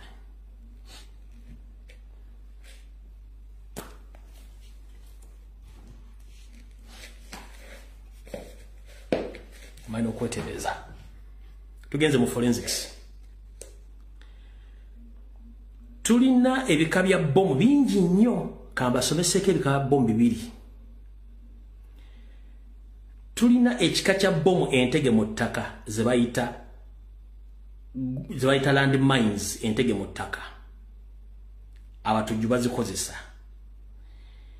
Tulina ze bayita suicide jackets zibambala zemula abatujju mu filmu zibambala ezo. Ze ngenda okwogerako ebika bibiri. Ngenda kwogera ku land mine na zino jacket zibambala ze ngenda okwogerako. Ffenna njala tukkaanye wano lumu abamanyi intelligence n'amanyi ebyokulwanyisa. Teri bomu zenjokeddeko zonna ezebbiri esobola kukuba n'ekuba n'esima ekinnya wansi. No. Teri bomu esobola kukuba n'esima busimi kinnya wansi. No. Lwaki? Bomu ezentege oba n'ennyambale main aim yazo oba main aim target yazo ebeera mu open space customer loku customer nobody nyekula dibayi boti olujjako ekigere ngeebuka mu bbanga bweti ngeyabikanga esaasana ekuba buli kintu kyonna ekiri mu bbanga awo kyekubiramu tekubira ku ttaka bomu zonde zisinga obungi kebere ya jaketi kebere y'okulinnyako tekubira ku ttaka emalala ekubira mu bbanga bweti n'esaasaana kati mmwe bomu eyammwe mpozi ekoze ekigambo ki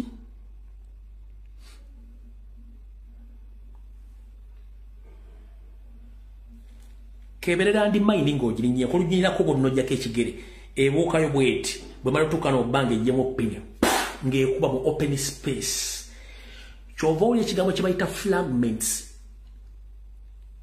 emisumaali obubaatibaati obuva busobola n'omuntu ne mu radius meters nga 5 ku 3 busobola okukuba kerebe eggulu neggulu nebanga ogisumula n'ojjamu pini era n'esooka n'ebouncing bumala okubouncing adda bbanga n'esumuluka n'esaasa kati bomu yonna ene ya jaketi ne bomu eyensimbe mu ttaka bwe ziba zibalukira mu space tezibalukira ku ground bomu yaba ne balukiddeko luddawa lwaki bw'otunuulira akatambi kano kunze naawe bomu ebadde ntege butege ku buliiji awo bomu ebadde ntege butege ku buliiji teyabadde ku boda bomu ebadde ntege butege ku buliiji awo teyabadde ku boda waliwo ebintu bibiri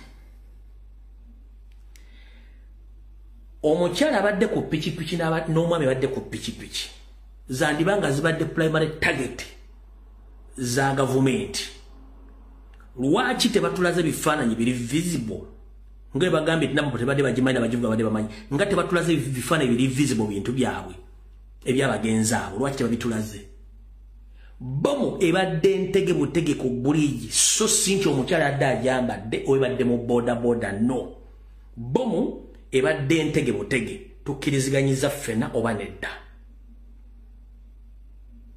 maze okunnyonnyola nti bomu zino enninnyeko n'ennyambale tezikubanga zidda wansi zikuba zisaasaana mu bbanga nti n'omuntu ali mu radius ya meters 3-2 abeera affected nga fragments ziri zivuddemu zikuba buli muntu ali mu space awo bw'oba olyaba akatambi ako nga bwe kabadde bomu ebadde ntege butege tebadde mu boda bano bateeka okuba omukyala abadde ku boda nowa boda ebadde primary target yabyabakwerinda si batujju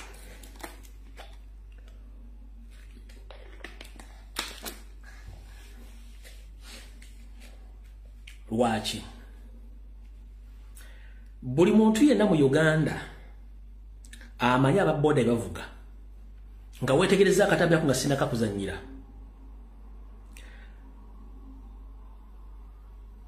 waddeko boda ebadde esoose ebaluse ne boda ey'okubiri embadde mabega boda ey'okubiri yeewadde distance teri wa boda awamu ne distance teri wa boda awamu ne distance wabula owa boda abadde addira ku ono gwe basse yeewaddemu distance ekyo njagadde nkibanyonyera mu kirabe owa boda abadde addira ono yeewaddemu distance n'asiba yabadde asiba kyekisooka ku crime scene wabaddewo Toyota Hiace Kamunye mugire bulungi nnyo Toyota Hiace Kamunye nayo etuse mu motion neyimirira bulungi nnyo n'owa boda bomu wabagiteguulidde wabaddewo Toyota Hiace Kamunye kati bwe bange ebadde bomu ng'abadde suicide bomba ompulira bulungi nnyo ng'ebadde suicide bomba bulungi nnyo oba ebadde bomu nga si China town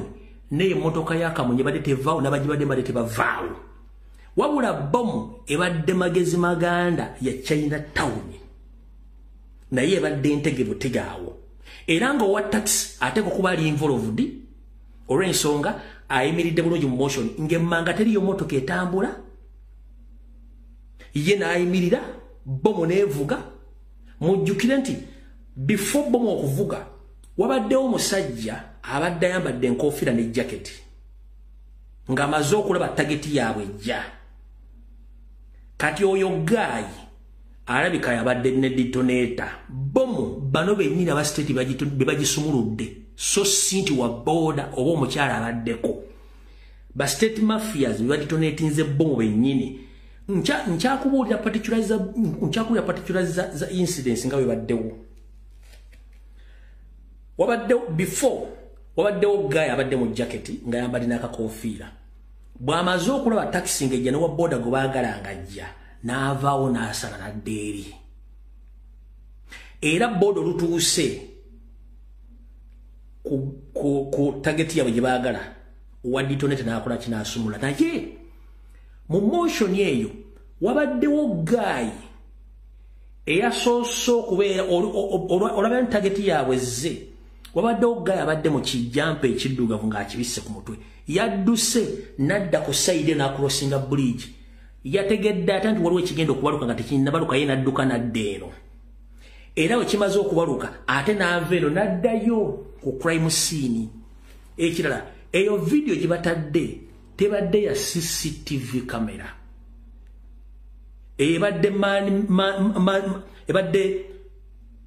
ebadde evidiyo ekwatiddwa muntu wa bulijjo abadde ku sayidi endera ya bridge kyova olaba nti yeerabidde nti yabadde alina kufokasinga wali bomu wekubidde naye yafokasinze ku ono state agent abadde mu jampa enzirugavu ng'adduka crime scene before bomu nga tennabaluka n'addamu n'amulikodinga ate ng'addayo kati oluvannyuma ne yeerabira n'azuuza kamera n'agitunuza mu direction endala ekitali ku CCTV kamera kitegeeza nti bano ebintu byonna bakoze bya kisiru kati njagala balaga ebifaananyi bino bifo nga sinazanyaka video kano namwe mwetegereza wano nkugambye abantu bonna abadde waawo mu junction ya bridge bonna ba state agent badde bamanyi mission bonna abadde ba state agent badde bamanyi mission gaayi abadde ne donator yoli yasaze naddeeri nowa tax abadde mu mission ku crime scene ne tax ebadde tevaawo ani aggyewo taxi n'agitwala ku crime scene ne taxi ebadde tevaawo kubanga ebadde yeemu kubakwatiddwa mu musango gw'okutta lwaki taxi yo ku crime scene teriiwo ompulya bulungi nnyo lwaki yo taxi ku crime scene teriiwo kati nkusomesezza owa taxi abadde mu kikula ky'okutta owa boda asembye bagadde mu kikula ky'okutta gaayi abadde mu kijampa ekiddugavu abadde mu motion yakutta abadde mu kikula ky'okutta ne gaayi abadde alina ditonate yasaze naddeeri ne gurupu endala zibadde wali bonna abadde ng'amanyi ekintu ekigenda okukolebwa nga bakimanyi bulungi nnyo ompulya bulungi nnyo kati neyakutte kamera naye abadde state agent lwakuba nti beerabira nti abantu basobola okukola forensics ne beetegereza bulungi nnyo kati kansooke nkulaga ebifaananyi bino bw'onootegerera kyenkugambye nti kituufu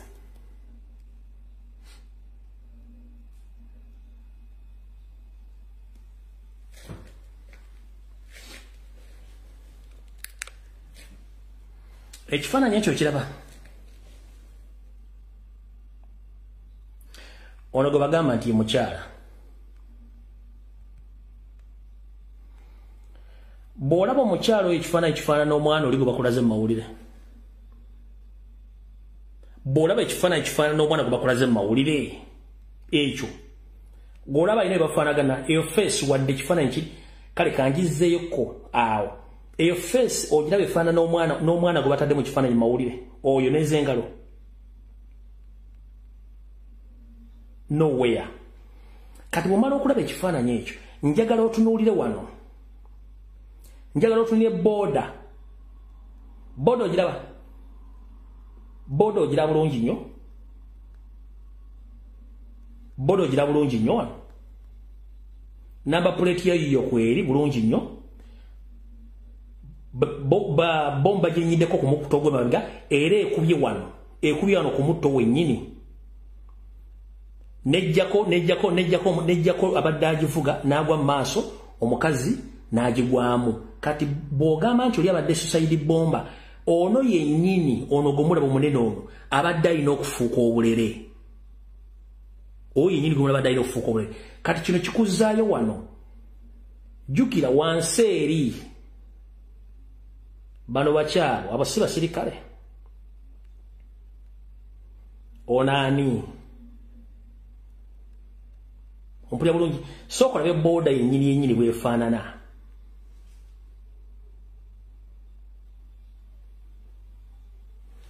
Bw'omala okulaba ebifaananyi ebyo kankuzeeyo wano.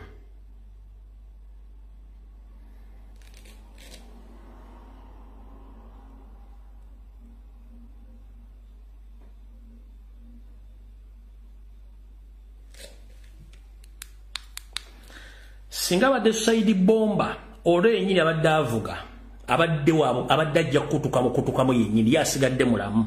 Ekyo tumaze kiraba. Kati tunuulira ensasage ya kolansi oba seminti bwawomogose bomu ezentegeza ba suicide bomber tekuba wansi kuleeta damage ku ttaka. No, okujja nga badde bagiteze butezi mu wansi. Ogira bulungi nnyo, tunuulira wansi.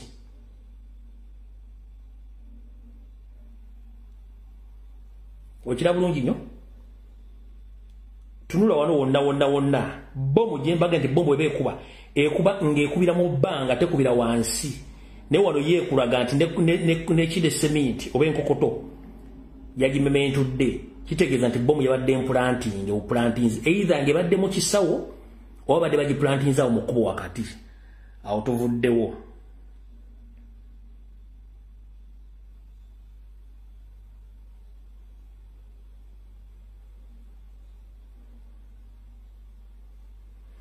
Kati bwe tumala okuvaawo njagala weetegereza akatambi nga bwe kabadde. Ekikulu kya byonna kye njagala oteekeko focus. Njagala oteekeko focus ku bintu bisatu. Njagala otunuulire taxi, otunule gaayi ayimiridde before nga taxi tennatuuka, otunule gaayi ali mu kijampa, then gwe kennyini ofune ansa bulungi nnyo. Akatambi kaakano.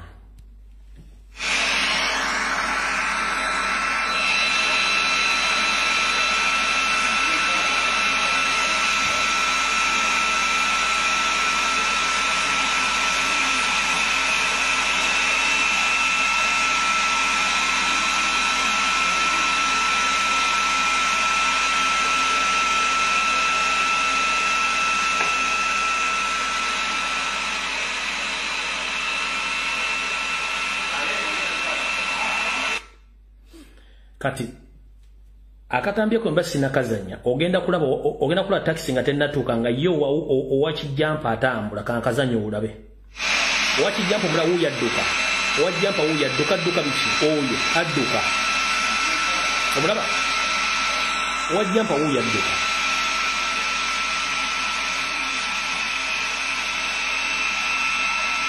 Amaladdayo.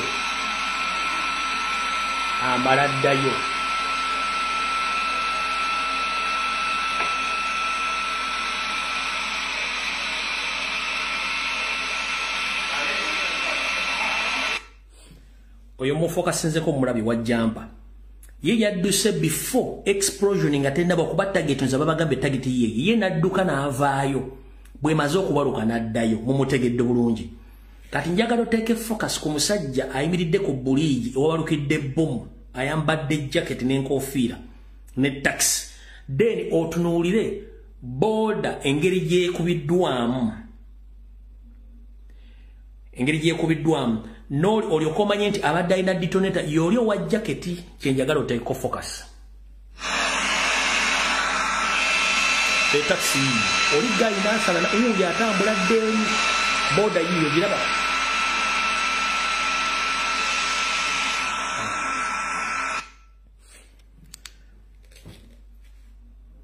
Gwe bayita suicide bomber ne bomu nga si ya China town. Taxi yonna ebadde ejja kkubibwa owa boda abadde asembe mega no badde bajja kufa nabali abadde side iri badde bajja funa effect bonna ne bafunye ne time ekoma oluvannyuma lwa bomu okwabika bajje balabe ki ekibaddewo n'owa taxi n'amala n'avaawo ekyo nkimaliriza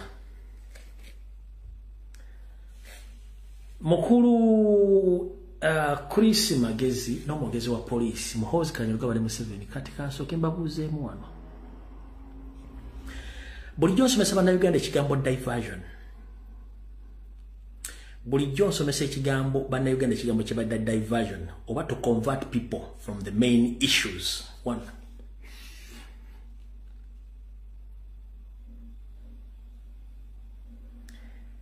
bomu bwemala okuvuga bweti teri muntu asobola kufuna guts kudda kwekizamininga kifo ekyo wakubiddwa bomu mu ddakiika ezo ennyini no si bwe kiri nti ye ekyo tukimaze naye mwe mugambye mwaze mugoberera okuvaawa temubulidde bantu mugambye nti mwaneutralize mwabakubya amasasi awo muwuliddewo omuntu yena gwe bakubya amasasi bagomereza bakuba amasasi ani mwage muba neutralize ne mukuba terrorist babiri ani gwe mwakubya amasasi awo era bani abamuyimiriza abaddewo awo ani gwe mwayimiriza gwe mwakubya amasasi awo. It was a bomb which went off itself. So mwe mugambye jati mwaneutralize abaterrorist babiri how mwabajje mu action how mwabajje mu mutya kimuntu kyandiyagadde okumanya mwajje mba terrorist mu motion mwabajje mutya okuva gye mwabagoberedde etteeka ligamba you have to intercept before omuntu yena nga tanatuuka ku target. What was the primary target of these people? Wali question temugibulira abantu. Question eyokubiri mwaba neutralize mutya mwabakubye masasi mubakoze mutya kyekibuuzo haba mukitegedde wano wengenda okukwatira sero bihoga ne educate bihogo amawulire gonna gasomye nti UPDF ne JAT baneutralize abatujju babiri babuuze baba baneutralize batya UPDF yetegudde bomu oba mutujju yategudde bomu nga tanatuuka ku primary target muba neutralize musobodde mutyo tewali masasi gavuze muba neutralize nze mutya nga mbadde mbagobera kuba mugambye muze mbagobera ng'etteeka muli manje lisookerwako etteeka lisookerwako is to intercept kuyimiriza ekintu kyonna ekyobulabe ekigenda okwapeninga to intercept etteeka lisookerwako yensonga lwaki tukola security alert yensonga namwe ne muve ne mukola security alert ku TV ne ku radio nti wagenda kuba butujja egindi ne mbuyimiriza nga obudde bukyali. So mugambi muzimba ogoberera oti omutujju ng'omanyi nti alina bomu ng'omumanyi nti agenda kujjawo bomu kukutegula bomu n'omugoberera temwogedde gye mumugoberedde kuva luddawa temumanyi gy'alaga ne mugati mumuneutralize mumutegudde bomu ne muneutralizingira that's the question. Chris Busiru, police spokesperson and army spokesperson, you said that you've neutralized 2 terrorists. Are you the one who set off the bomb or you used your agents to shoot and kill those 2 criminals? Can you tell the public? Sero bihogo and educate bihogo kyekizibu kyemulina mulowooza abantu tebategeera mukozesa ekigambo neutralize abatujju babiri oba neutralize mutya nga mbadde temutubudde gye mbadde mbagoberera temutegedde primary target yaabwe muba neutralize mutya mwe mutegudde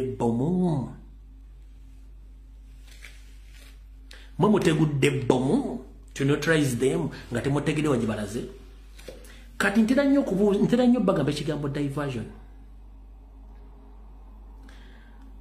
Abatujju mu nkola yaabwe bakozesa nnyo ekigambo diversion etya n'ababbi batera nnyo okukozesa ekigambo diversion. Bayinza okuli n'ababbi mu Kampala basobola okuliyetinga akavuyo ako ne balwana nga balina gwe bagenda okutagetinga okubbako ssente mwe focus ne mugiteeka ku bayaayi bo ne babasala ensawo. Kati mukulu mugambye nti primary target badde bagenda kutega bomu emunyonyo wali ku kigwa ky'abajulizi nti ye watya nga ene badde diversion ngebadde ekibinja ekira kibali kisobola okutuusa ku bantu obuvune ne mutakifokasinga keeri kubanga in such incidents bwe mugamba nti primary target badde yakigwa bomu neevuga security yonna eri ku kigwa etegeeza abantu abali ku kigwa with immediate effect ebyokusaba mbiveeko mu biggale buli muntu agende gyavudde tewali security emala watugudde mu lukola okubatta bwe kityo bwe kirina okubeera so ng'omuntu yabadde akulyetinze diversion eno nene muleka bali mugenda nti primary target badde yakijjukizo genda kutta abantu bali ku kijjukizo mubalesi ne basaba bulungi nnyo watifu nti ne badde diversion oli naagenda n'amalawo abantu bali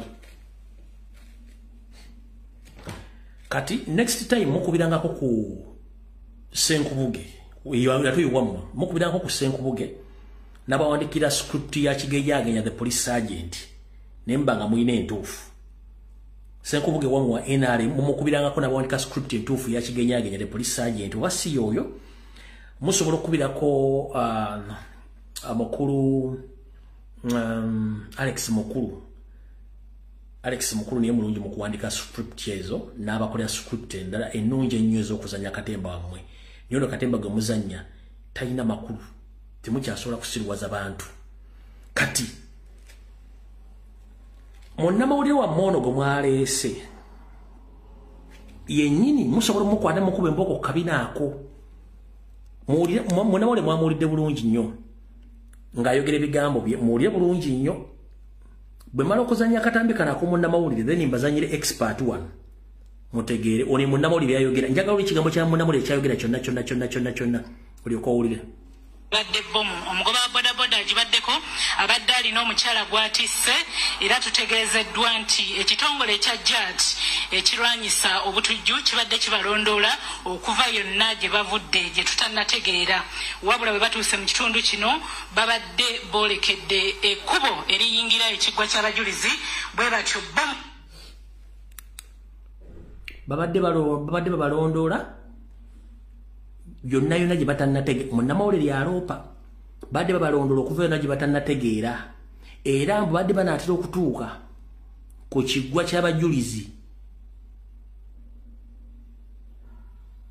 ye primary target kati watifu kano kabadde ka diversion ngeriyo ssere endala egenda okubwatula abantu bamalawo tuli ku munnamawulire wa NBS wulira bulungi nnyo tugenda mu maaso nebwatukira ku lutindo luno olusalamu wano ku luguudo olwa Pope Francis Link nga bwolaba ebifaananyi abantu ababiri bombi bafiiriddewo mu bulaga omukyala agambibwa okuba nga yabadde ne bomu eno abetenteddwa era asigadde bulere n'owa boda abadde amuvuga naye asigadde bulere ab'ebyokwerinda batuuse dda mu kifo batandise okukisalako wabula abantu abetoolodde ekitundu kino bakubiddwa nnyo ensisi era bangi bayimiridde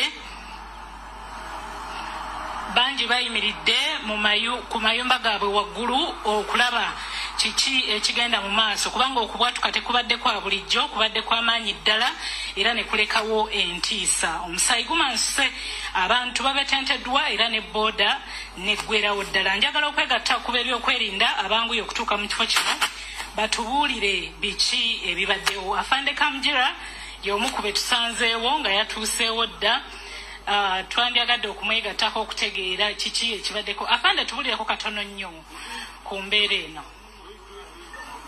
afande yagambye tulindeko bakyagezi kati atutte engalabi y'omutwe mbwabuuza Kamujira biki ebibaddewo ku crime scene Kamujira mugambye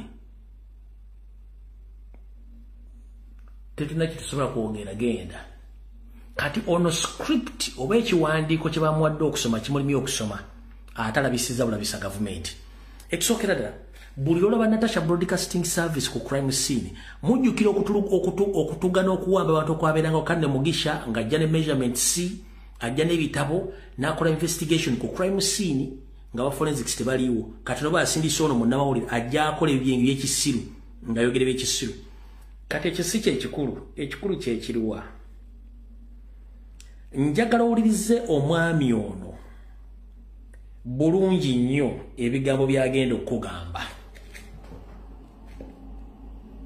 Ekigendwa kya Museveni kyakulangira ekibiina kya National Platform nti kyabatujju akiggale. Bwe kiba kimulemye agenda kukozesa okutegaatega bomu agambe nti eggwanga teriri safe, tebagenda kukkiriza laale ziriko bantu bangi. Kati wulira expert omulala akunnyonnyole. Yes, muganda wange Kajubi Fred, ogamba otya amazaalibwa amalungi. Keeki tetugirabye naye kansuubire nti gye bujja onaatusindikira ka keeki naye nga Mukama akwongera amaanyi obulamu okola emirimu mu bulungi bwagyo. Bwebale kutuuka ku mazaalibwa gano, happy birthday.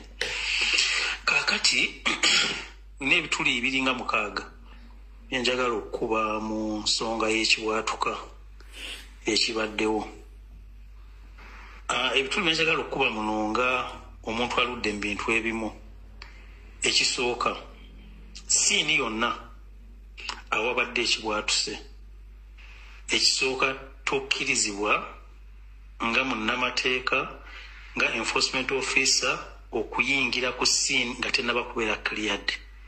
Ekisookera ddala bakugamba era butubisoma, you do not enter the scene before it is cleared. Lwaki? Eyo ekibwatuka ekisooka kiyinza okuba kiri connected n'ebiwatuka ebirala nga 4 kye bayita secondary devices. Kaakati you don't rush to enter a scene w'osuubira nti waliwo secondary devices. So ensobi yakolebwa omuntu oyingira scene nga tennaba kubeera cleared. Era okyokulaba kugamba linda bomb squad, linda abambulance basooke bakola kye bayita securing the scene. Njagala omuntu yenna ambuulire oba scene eyo abadde secured immediately. Okuleka okwanguya okufulumya amawulire nga scene tennaba kubeera cleared. Era ebiseera ebisinga scene eba ne cleared, scene eza n'okumala emyezi 2, 2 months nga scene eri cleared nga tebakkirizaano na muntu yenna. Naye no scene yaffe yabadde tampered with. Ekyokubiri, you are not supposed to move evidence prematurely. Eyo yeteeka litutambulirako eddala. Evidence tomupapirako kumugjawo. Okugjawo ebibwatuse, okugjawo emibiri, okuggyako byonna ebibadde bitta obujulizi. Owulidde ekikolebwawo bakuba ebifaananyi. Olaba nti nebeera pikipiki. Pikipiki bwebaako ebitundu ng'okisumudde ebitundu 150. Tukisoma nti tuba twetaaga ebifaananyi 150. Bwebanga pikipiki eyabwatuse eriko pieces 150. Tuba twagala ebifaananyi 150 ku buli piisi ya pikipiki. Bw'aba muntu nti alina ebitundu ebyokumubiri 7, buli kitundu kikuwa ekifaananyi kyakyo.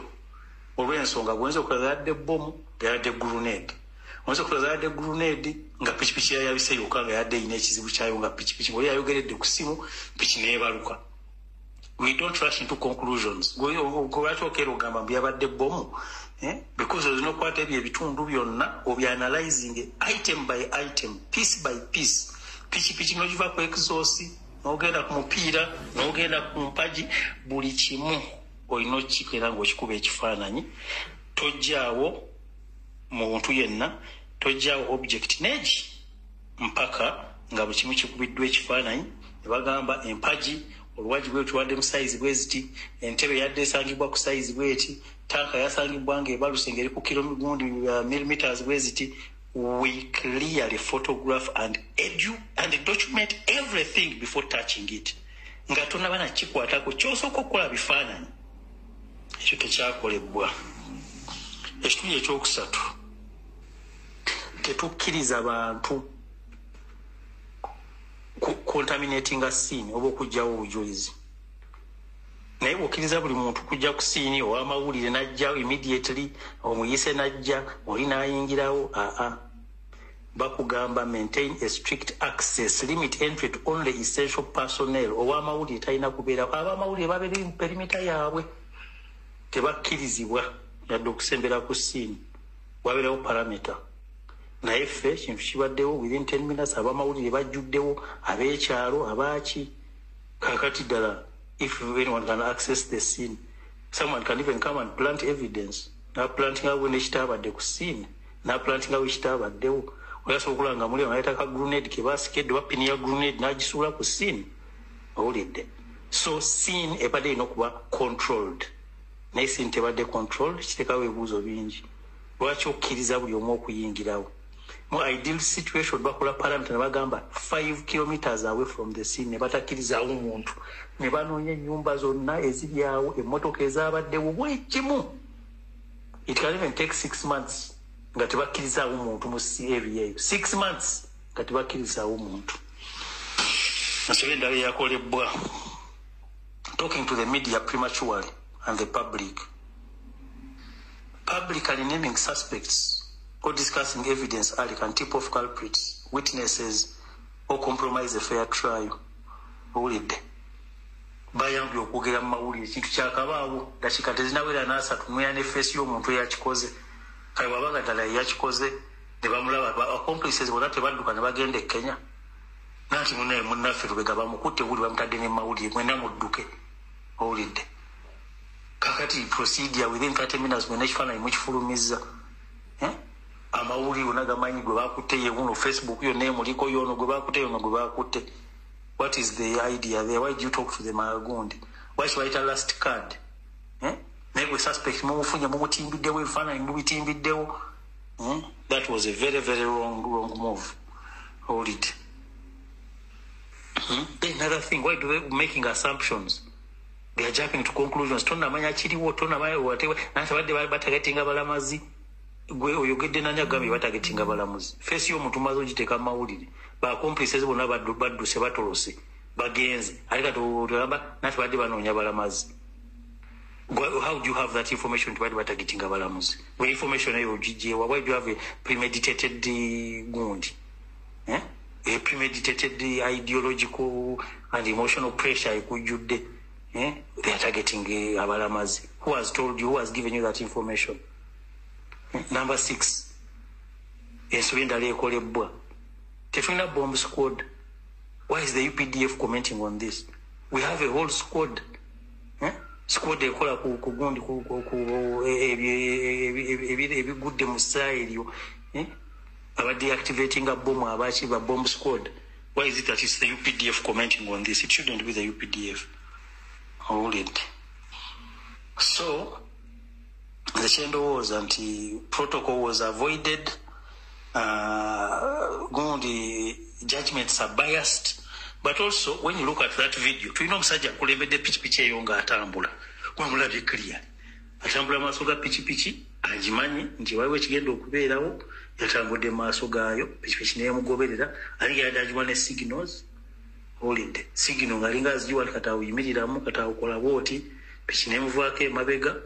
Mufake mabega wamulabenga atambula nagenda wali mu nsonda nalinda ne happeninga ngaliga yetayagala abantu bangi kubeera ongerola balinga bambi afaya gamba abantu tebagenda within pichi we yabadde waliga yaveni mabega yambadde kihudu kya black ayimiridde alinda hudu ya black eyo eberechi hudu eyo ajibise mutwe gwonna amayine kamera weeri kamera nagikuba bulungi omugongo amanyi siini eri mu maaso kyebagenda okulaba basoloso kyetwebuuza gwe waliwo kyebayita mu investigations waliwo kyeweesigaliza nga detective.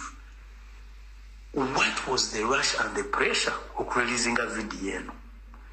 Ani yabadde apapye nnyo oyo yadde apapa ennyo olidde because ekintu ekyo bwe kibaawo ba agencies bezijja zensooka kusitualize gamba ana alina kamera mu kitundu era bajja ne bakugamba for security purposes footage yenna ali ku kamera yo tumwagala for security purposes era footage yo bamutwala ne bakugamba kanelefushe an issue of national security footage mutuwe oba oyagala oba toyagala footage oba mukujjako olidde kasita kiba kino kibaddewo the bombing ya America footage yamala ebbanga nga tannafuluma kamera zamwina naye abantu balwawo okufulumya footage omutuufu olidde naye kakati wano footage yangu y'okufuluma akafaananyi k'omukazi kangu y'okufuluma ebimukwatako gy'abeera bazadde be biki footage bamu abasajja baija batategerekeka ono akulembedde pistola ali mu black hood amawulire gangu y'okufuna access information yonna gagiina oyinza ogamba amawulire gaabyo ne mu planning ekintu kino bannamawulire baba bayita.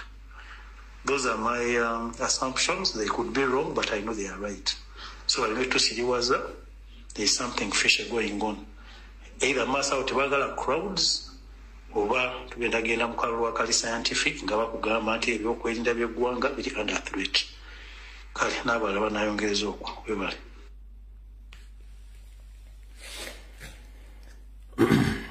Bawulira analysis y'omwami ono kubanga ali well informed with intelligence. N'olaba video nga bagikulaze ne munnamole bwabaddewo n'abaddewo n'engeri police n'amagye gye baddusemu okukola statement ezitakwatagana azifu waliwo bagoba kikulaga nti guno gubadde muzannyo omutegeke. So nze ndi siri surprised okuba nti abantu abo bayinza okubanga bantu ebadde primary target ya government nga si batujju bassebwe si bantu ba bulijjo nga abadde babategese nga bagala battiraawo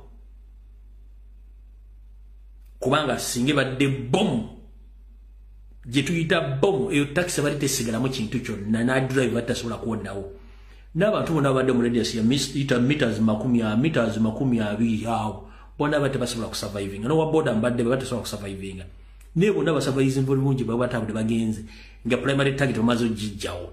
So byonna mutaddeyo nti omuwala simanyi mutujju simanyi biki famire dati dayo kasasiro kino kyonna ekintu mukifumba main target ya mutugimanyi yakola kibiina kya national platform nakukifuula nti batujju nga mukola fojale wammwe. Ndi wano oba informinga Museveni Muhoozi Chris Magezi mwenna video tumaze zisindika mba experts okwetola ensi yonna bali mu kuzaanalizinga video efulume gye mutadde mweke nnyini tugisindise mu ba expert bali mu kuanalizinga video eno ne bimuwandiise byonna ku mitimbagano era biri mu profilingibwa kati musinike ebinyonge embuzi esabalaavu nga mugamba nti muwassa abatujju nga n'abatujju mumbe musse mu investigation sekikkirizibwa kufuluma information before nga temutegere na crime scene biki babaddeko abadde ku crime scene bonna bali luddawa temufunye footage ali independent okuva ku wamwe mwekwatidde nga no wamwe alimu amatankane video tumaze ozihandolingayo ziri mu kukolebwa analysis naye so far as ziraga nti ne video yagikutte yabadde stage managed agent yabaddewo nga ali mu capturing ebintu ebyo nga muloza tuli basiru nnyo so kati analysis yonna byomwogedde ku mitimbagano nono byayogedde ono. Fun enough odiro oti omusajja yatakkiriza mutwe gwe nti alina okugukozesa n'ayogera bwa njagala wuliriza omusajja ono njagala wuliriza Chris Magezi ng'ayogera engeri gyafulumyamu ebigambo bye n'ekibuuzo kye bamubuuza n'anaagira kye njagala osooka olye bulungi nnyo njagala wuliriza Chris Magezi ono ng'ayogera. So we already know that her two closest associates, her father blew himself up at CPS in, I think it was August 2021 or thereabout. And her husband was also killed by our own forces in 2020. Her husband was a terrorist called Muzaffar.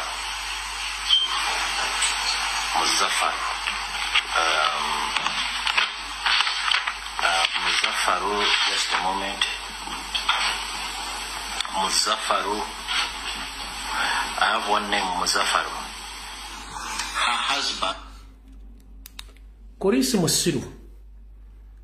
Mu 2021 era nga tugenda mu kalulu. Mwatega bomu ku CPS awo na wali ewalla. Ogambye taata w'omwana ono yeetulisaako bomu ku CPS. Amanya g'omusajja temugoogedde aga taata w'omuwala. Then ogambye nti nebba w'omuwala ono y'omu ku be mwakuba abatujju naye erinnya olina limu lya Muzaffaru. Njagala kubuuza bwe mbanga mulina proper information ekwatagana ku terrorist cells ongamba otya temulina erinnya limu Muzaffaru. How many Muzaffaru do we have in Uganda?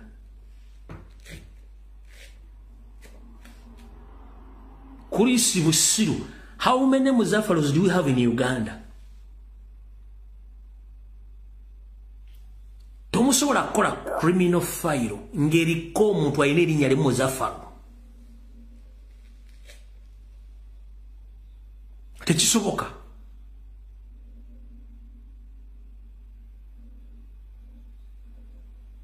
Tata w'omwana mbu mutujju 221 yeetulikasako bomu bawe mwamotta mbu naye yali mutujju nomu ate bawe amanya tosobola kulunga nti oyina erinnya limu Zaffaru nga talina linnya lya kambaddizeeko katono muwulire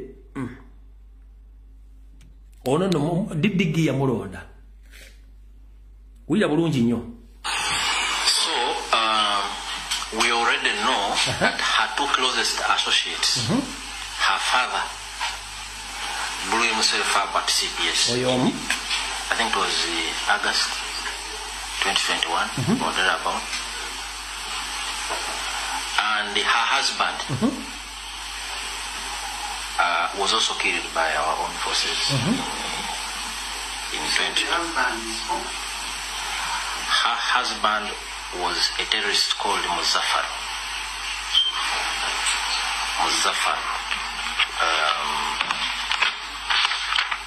Muzaffaru, just a moment. Muzaffaru. I have one name, Muzaffaru. Okay. Her husband was Abdul Shakur, the suicide bomber who detonated himself at CPS.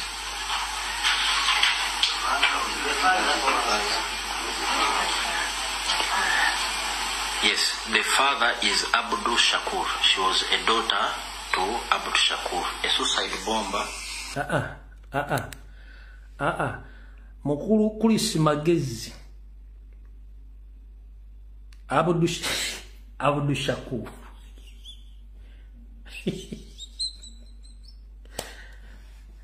Gwe Chris Magezi bakube mbonga buli gyokwatayo bagitta. Bw'obadde okola statement mu kusooka toyogedde mannya ga taata wa muwala. Ne kati ogwogedde Abdul Shakur gonna abiri teri mu Islam mu Uganda ng'ayina amannya abiri gonna nga talina linnya lya kika. Abdul Shakur erya bbawo n'alina limu n'emmeso olaba erina lati mu Luzungu. Ate bakubuuziza osoose kukola bwoti amaaso mu galo nabagamba mwegendereza omuntu ayambala galo osoose kukola bakubuuza amannya ga bbaawo husband Muzaffaru n'obikkula mu kitabo kati kankaziyo mukawulire bulungi nnyo mutunde omusajja ono muli ebigambo bulungi nnyo muleke mumanyi tebali abantu basiru.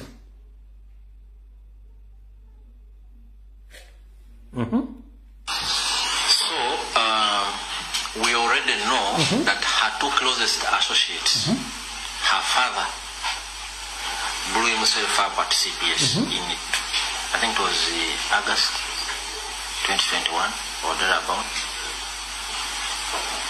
And her husband was also killed by our own forces in 2020. Her husband was a terrorist called Muzaffar.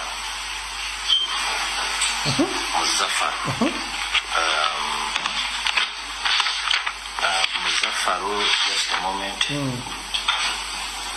Muzaffaru. I have one name, Muzaffaru. Her husband was Abdul Shakur, the suicide bomber who detonated himself at CPS.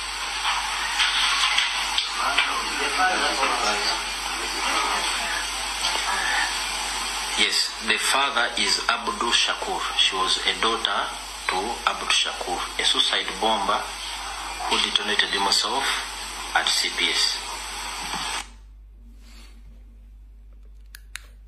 Chris Magezi statement yosembayo julira gwe kenyino ogiment statement yokola tekwatagana.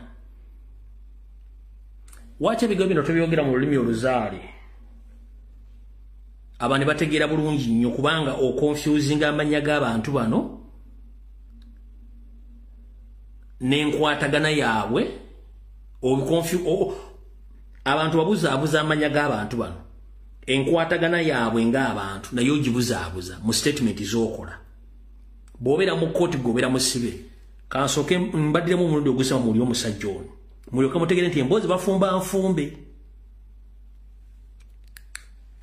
Muzaffaru ono Chris Magezi. So we already know that her two closest associates, her father blew himself up at CPS in, I think it was August 2021 or thereabout. And her husband was also killed by our own forces in 2021. Her husband was a terrorist called Muzaffar. Muzaffar. Muzaffaru, just a moment. Muzaffaru. I have one name, Muzaffaru. Her husband was Abdul Shakur, the suicide bomber who detonated himself at CPS. Ogambye bawo muwala ye Muzaffaru gwe mwakuba ate omaze n'ogamba nti bawo muwala ye Abdul Shakur eyetulisizaako bomu ku CPS nomala n'okyusa nti yali kitaawe. Muyina ekizibu kankamalayo ndyoke nkate kankamalayo nkate mwawulirireko. So we already know that her two closest associates, her father blew himself up at CPS in, I think it was August 2021 or thereabout. And her husband was also killed by our own forces in 2021. Her husband was a terrorist called Muzaffar. Muzaffar.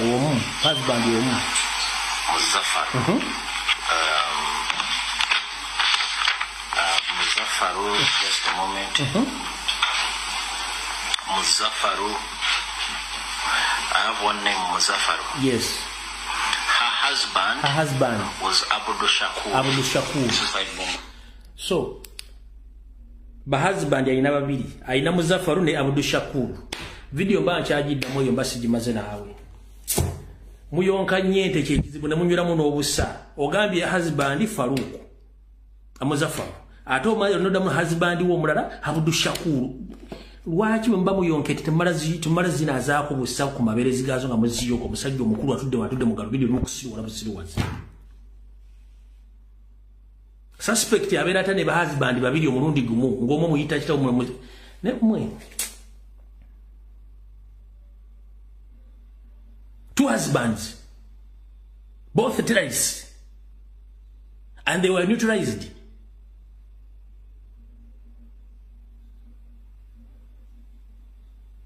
Omo ogambye nti mwamotta ate ogambye wokubiri eyasooka kitaawe yetulisiza kulirana CPS bw'okyusa statement n'ogamba era nebbawo wokubiri yetulisiza ku CPS. Kati what kind of nonsense is this?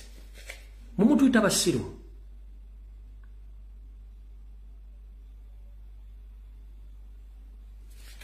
Obwongo bw'ente muyonka ente zino nga ziriko obusa ne mugatta obusa n'amata ne mulyoka muyiika Windows. Gwobo yambala galu noza nti otegeera nnyo. Wamma kansembyeyo n'ono. Njala ko bazannyo mwenna abaana bakola profile ku bantu abakola effujjo ku ba foot soldiers n'ekibiina kya National Platform. Akatambi kano njala mukansharingira okwetoola ensi yonna mukategere bulungi. Ono y'omu ku bantu ba Mpuuga abakola profile n'okwatisa abaana baffe. Ono Mutesa Sila Ibra akolera ku Herbert Street e Masaka. Alinake edduuka lya stationery and printing opposite Executive Inn okuliraana Vienna. Abeera Kijjabwemi ku lugendo oludda e Mbalala. Ono mukozi wa Mpuuga era bodyguard we.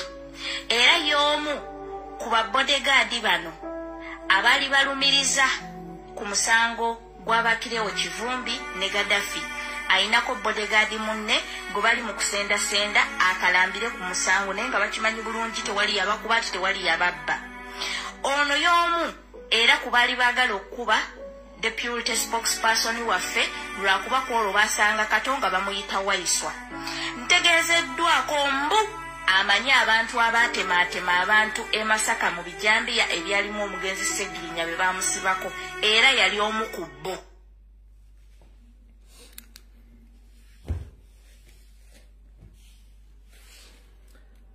Video ewedde ne kanfundikire na kano. Uganda bwe tutasituka kujjako Museveni na family yawe ya Bihogo tulina ekizibu tugenda kabanyo lwaki. Bana abasajja bakawo mentality tebalina kye basobola kukola tebasobola kye bayita management ne business tebazisobola. Wabula at the moment bwalaba omuntu ng'alina business eri successful ayagala agulemu emigabo yagaininge nga takola. Bw'omuguzaamu emigabo amala ayagala atwale business akutte ya taking over. Waita akaseera mpawo kabola okuba nti sibakozi business negwa oba n'agitunda kubanga they can't manage anything. Bali professional bintu ebi kutta ekyo kyo bayina PhD bamanyi ekintu kimukutta na kuwujja biwojjolo na kujjamu mpale ebintu biri ebi bisatu. In those three categories, they are masters and profession. Kutta, kuwujja biwojjolo na kuzaala batalina kuzaala. Bintu bisatu. Ebisigadde leadership, management, intelligence, tebalina kibalinamu wadde neki. Bwe kinoonyerezeka abantu abeesemberezaako nti bakola business nabo. Tebalina kye basobola naturally. Nothing they can manage, so they can't manage this country. Yensonga lwaki buli muntu yenna ow'ekika ekyo bakomekkereza either babbi bw'oboogerako baagala kutta tebaagala ba-exposinga. Museveni wandibadde tuli mu levetta bannayuganda. That means you are coward. Wakwate muntu n'ogenda mu nsiko. Kati njagala bategeeza nakiri mu kisigaze bulungi nnyo.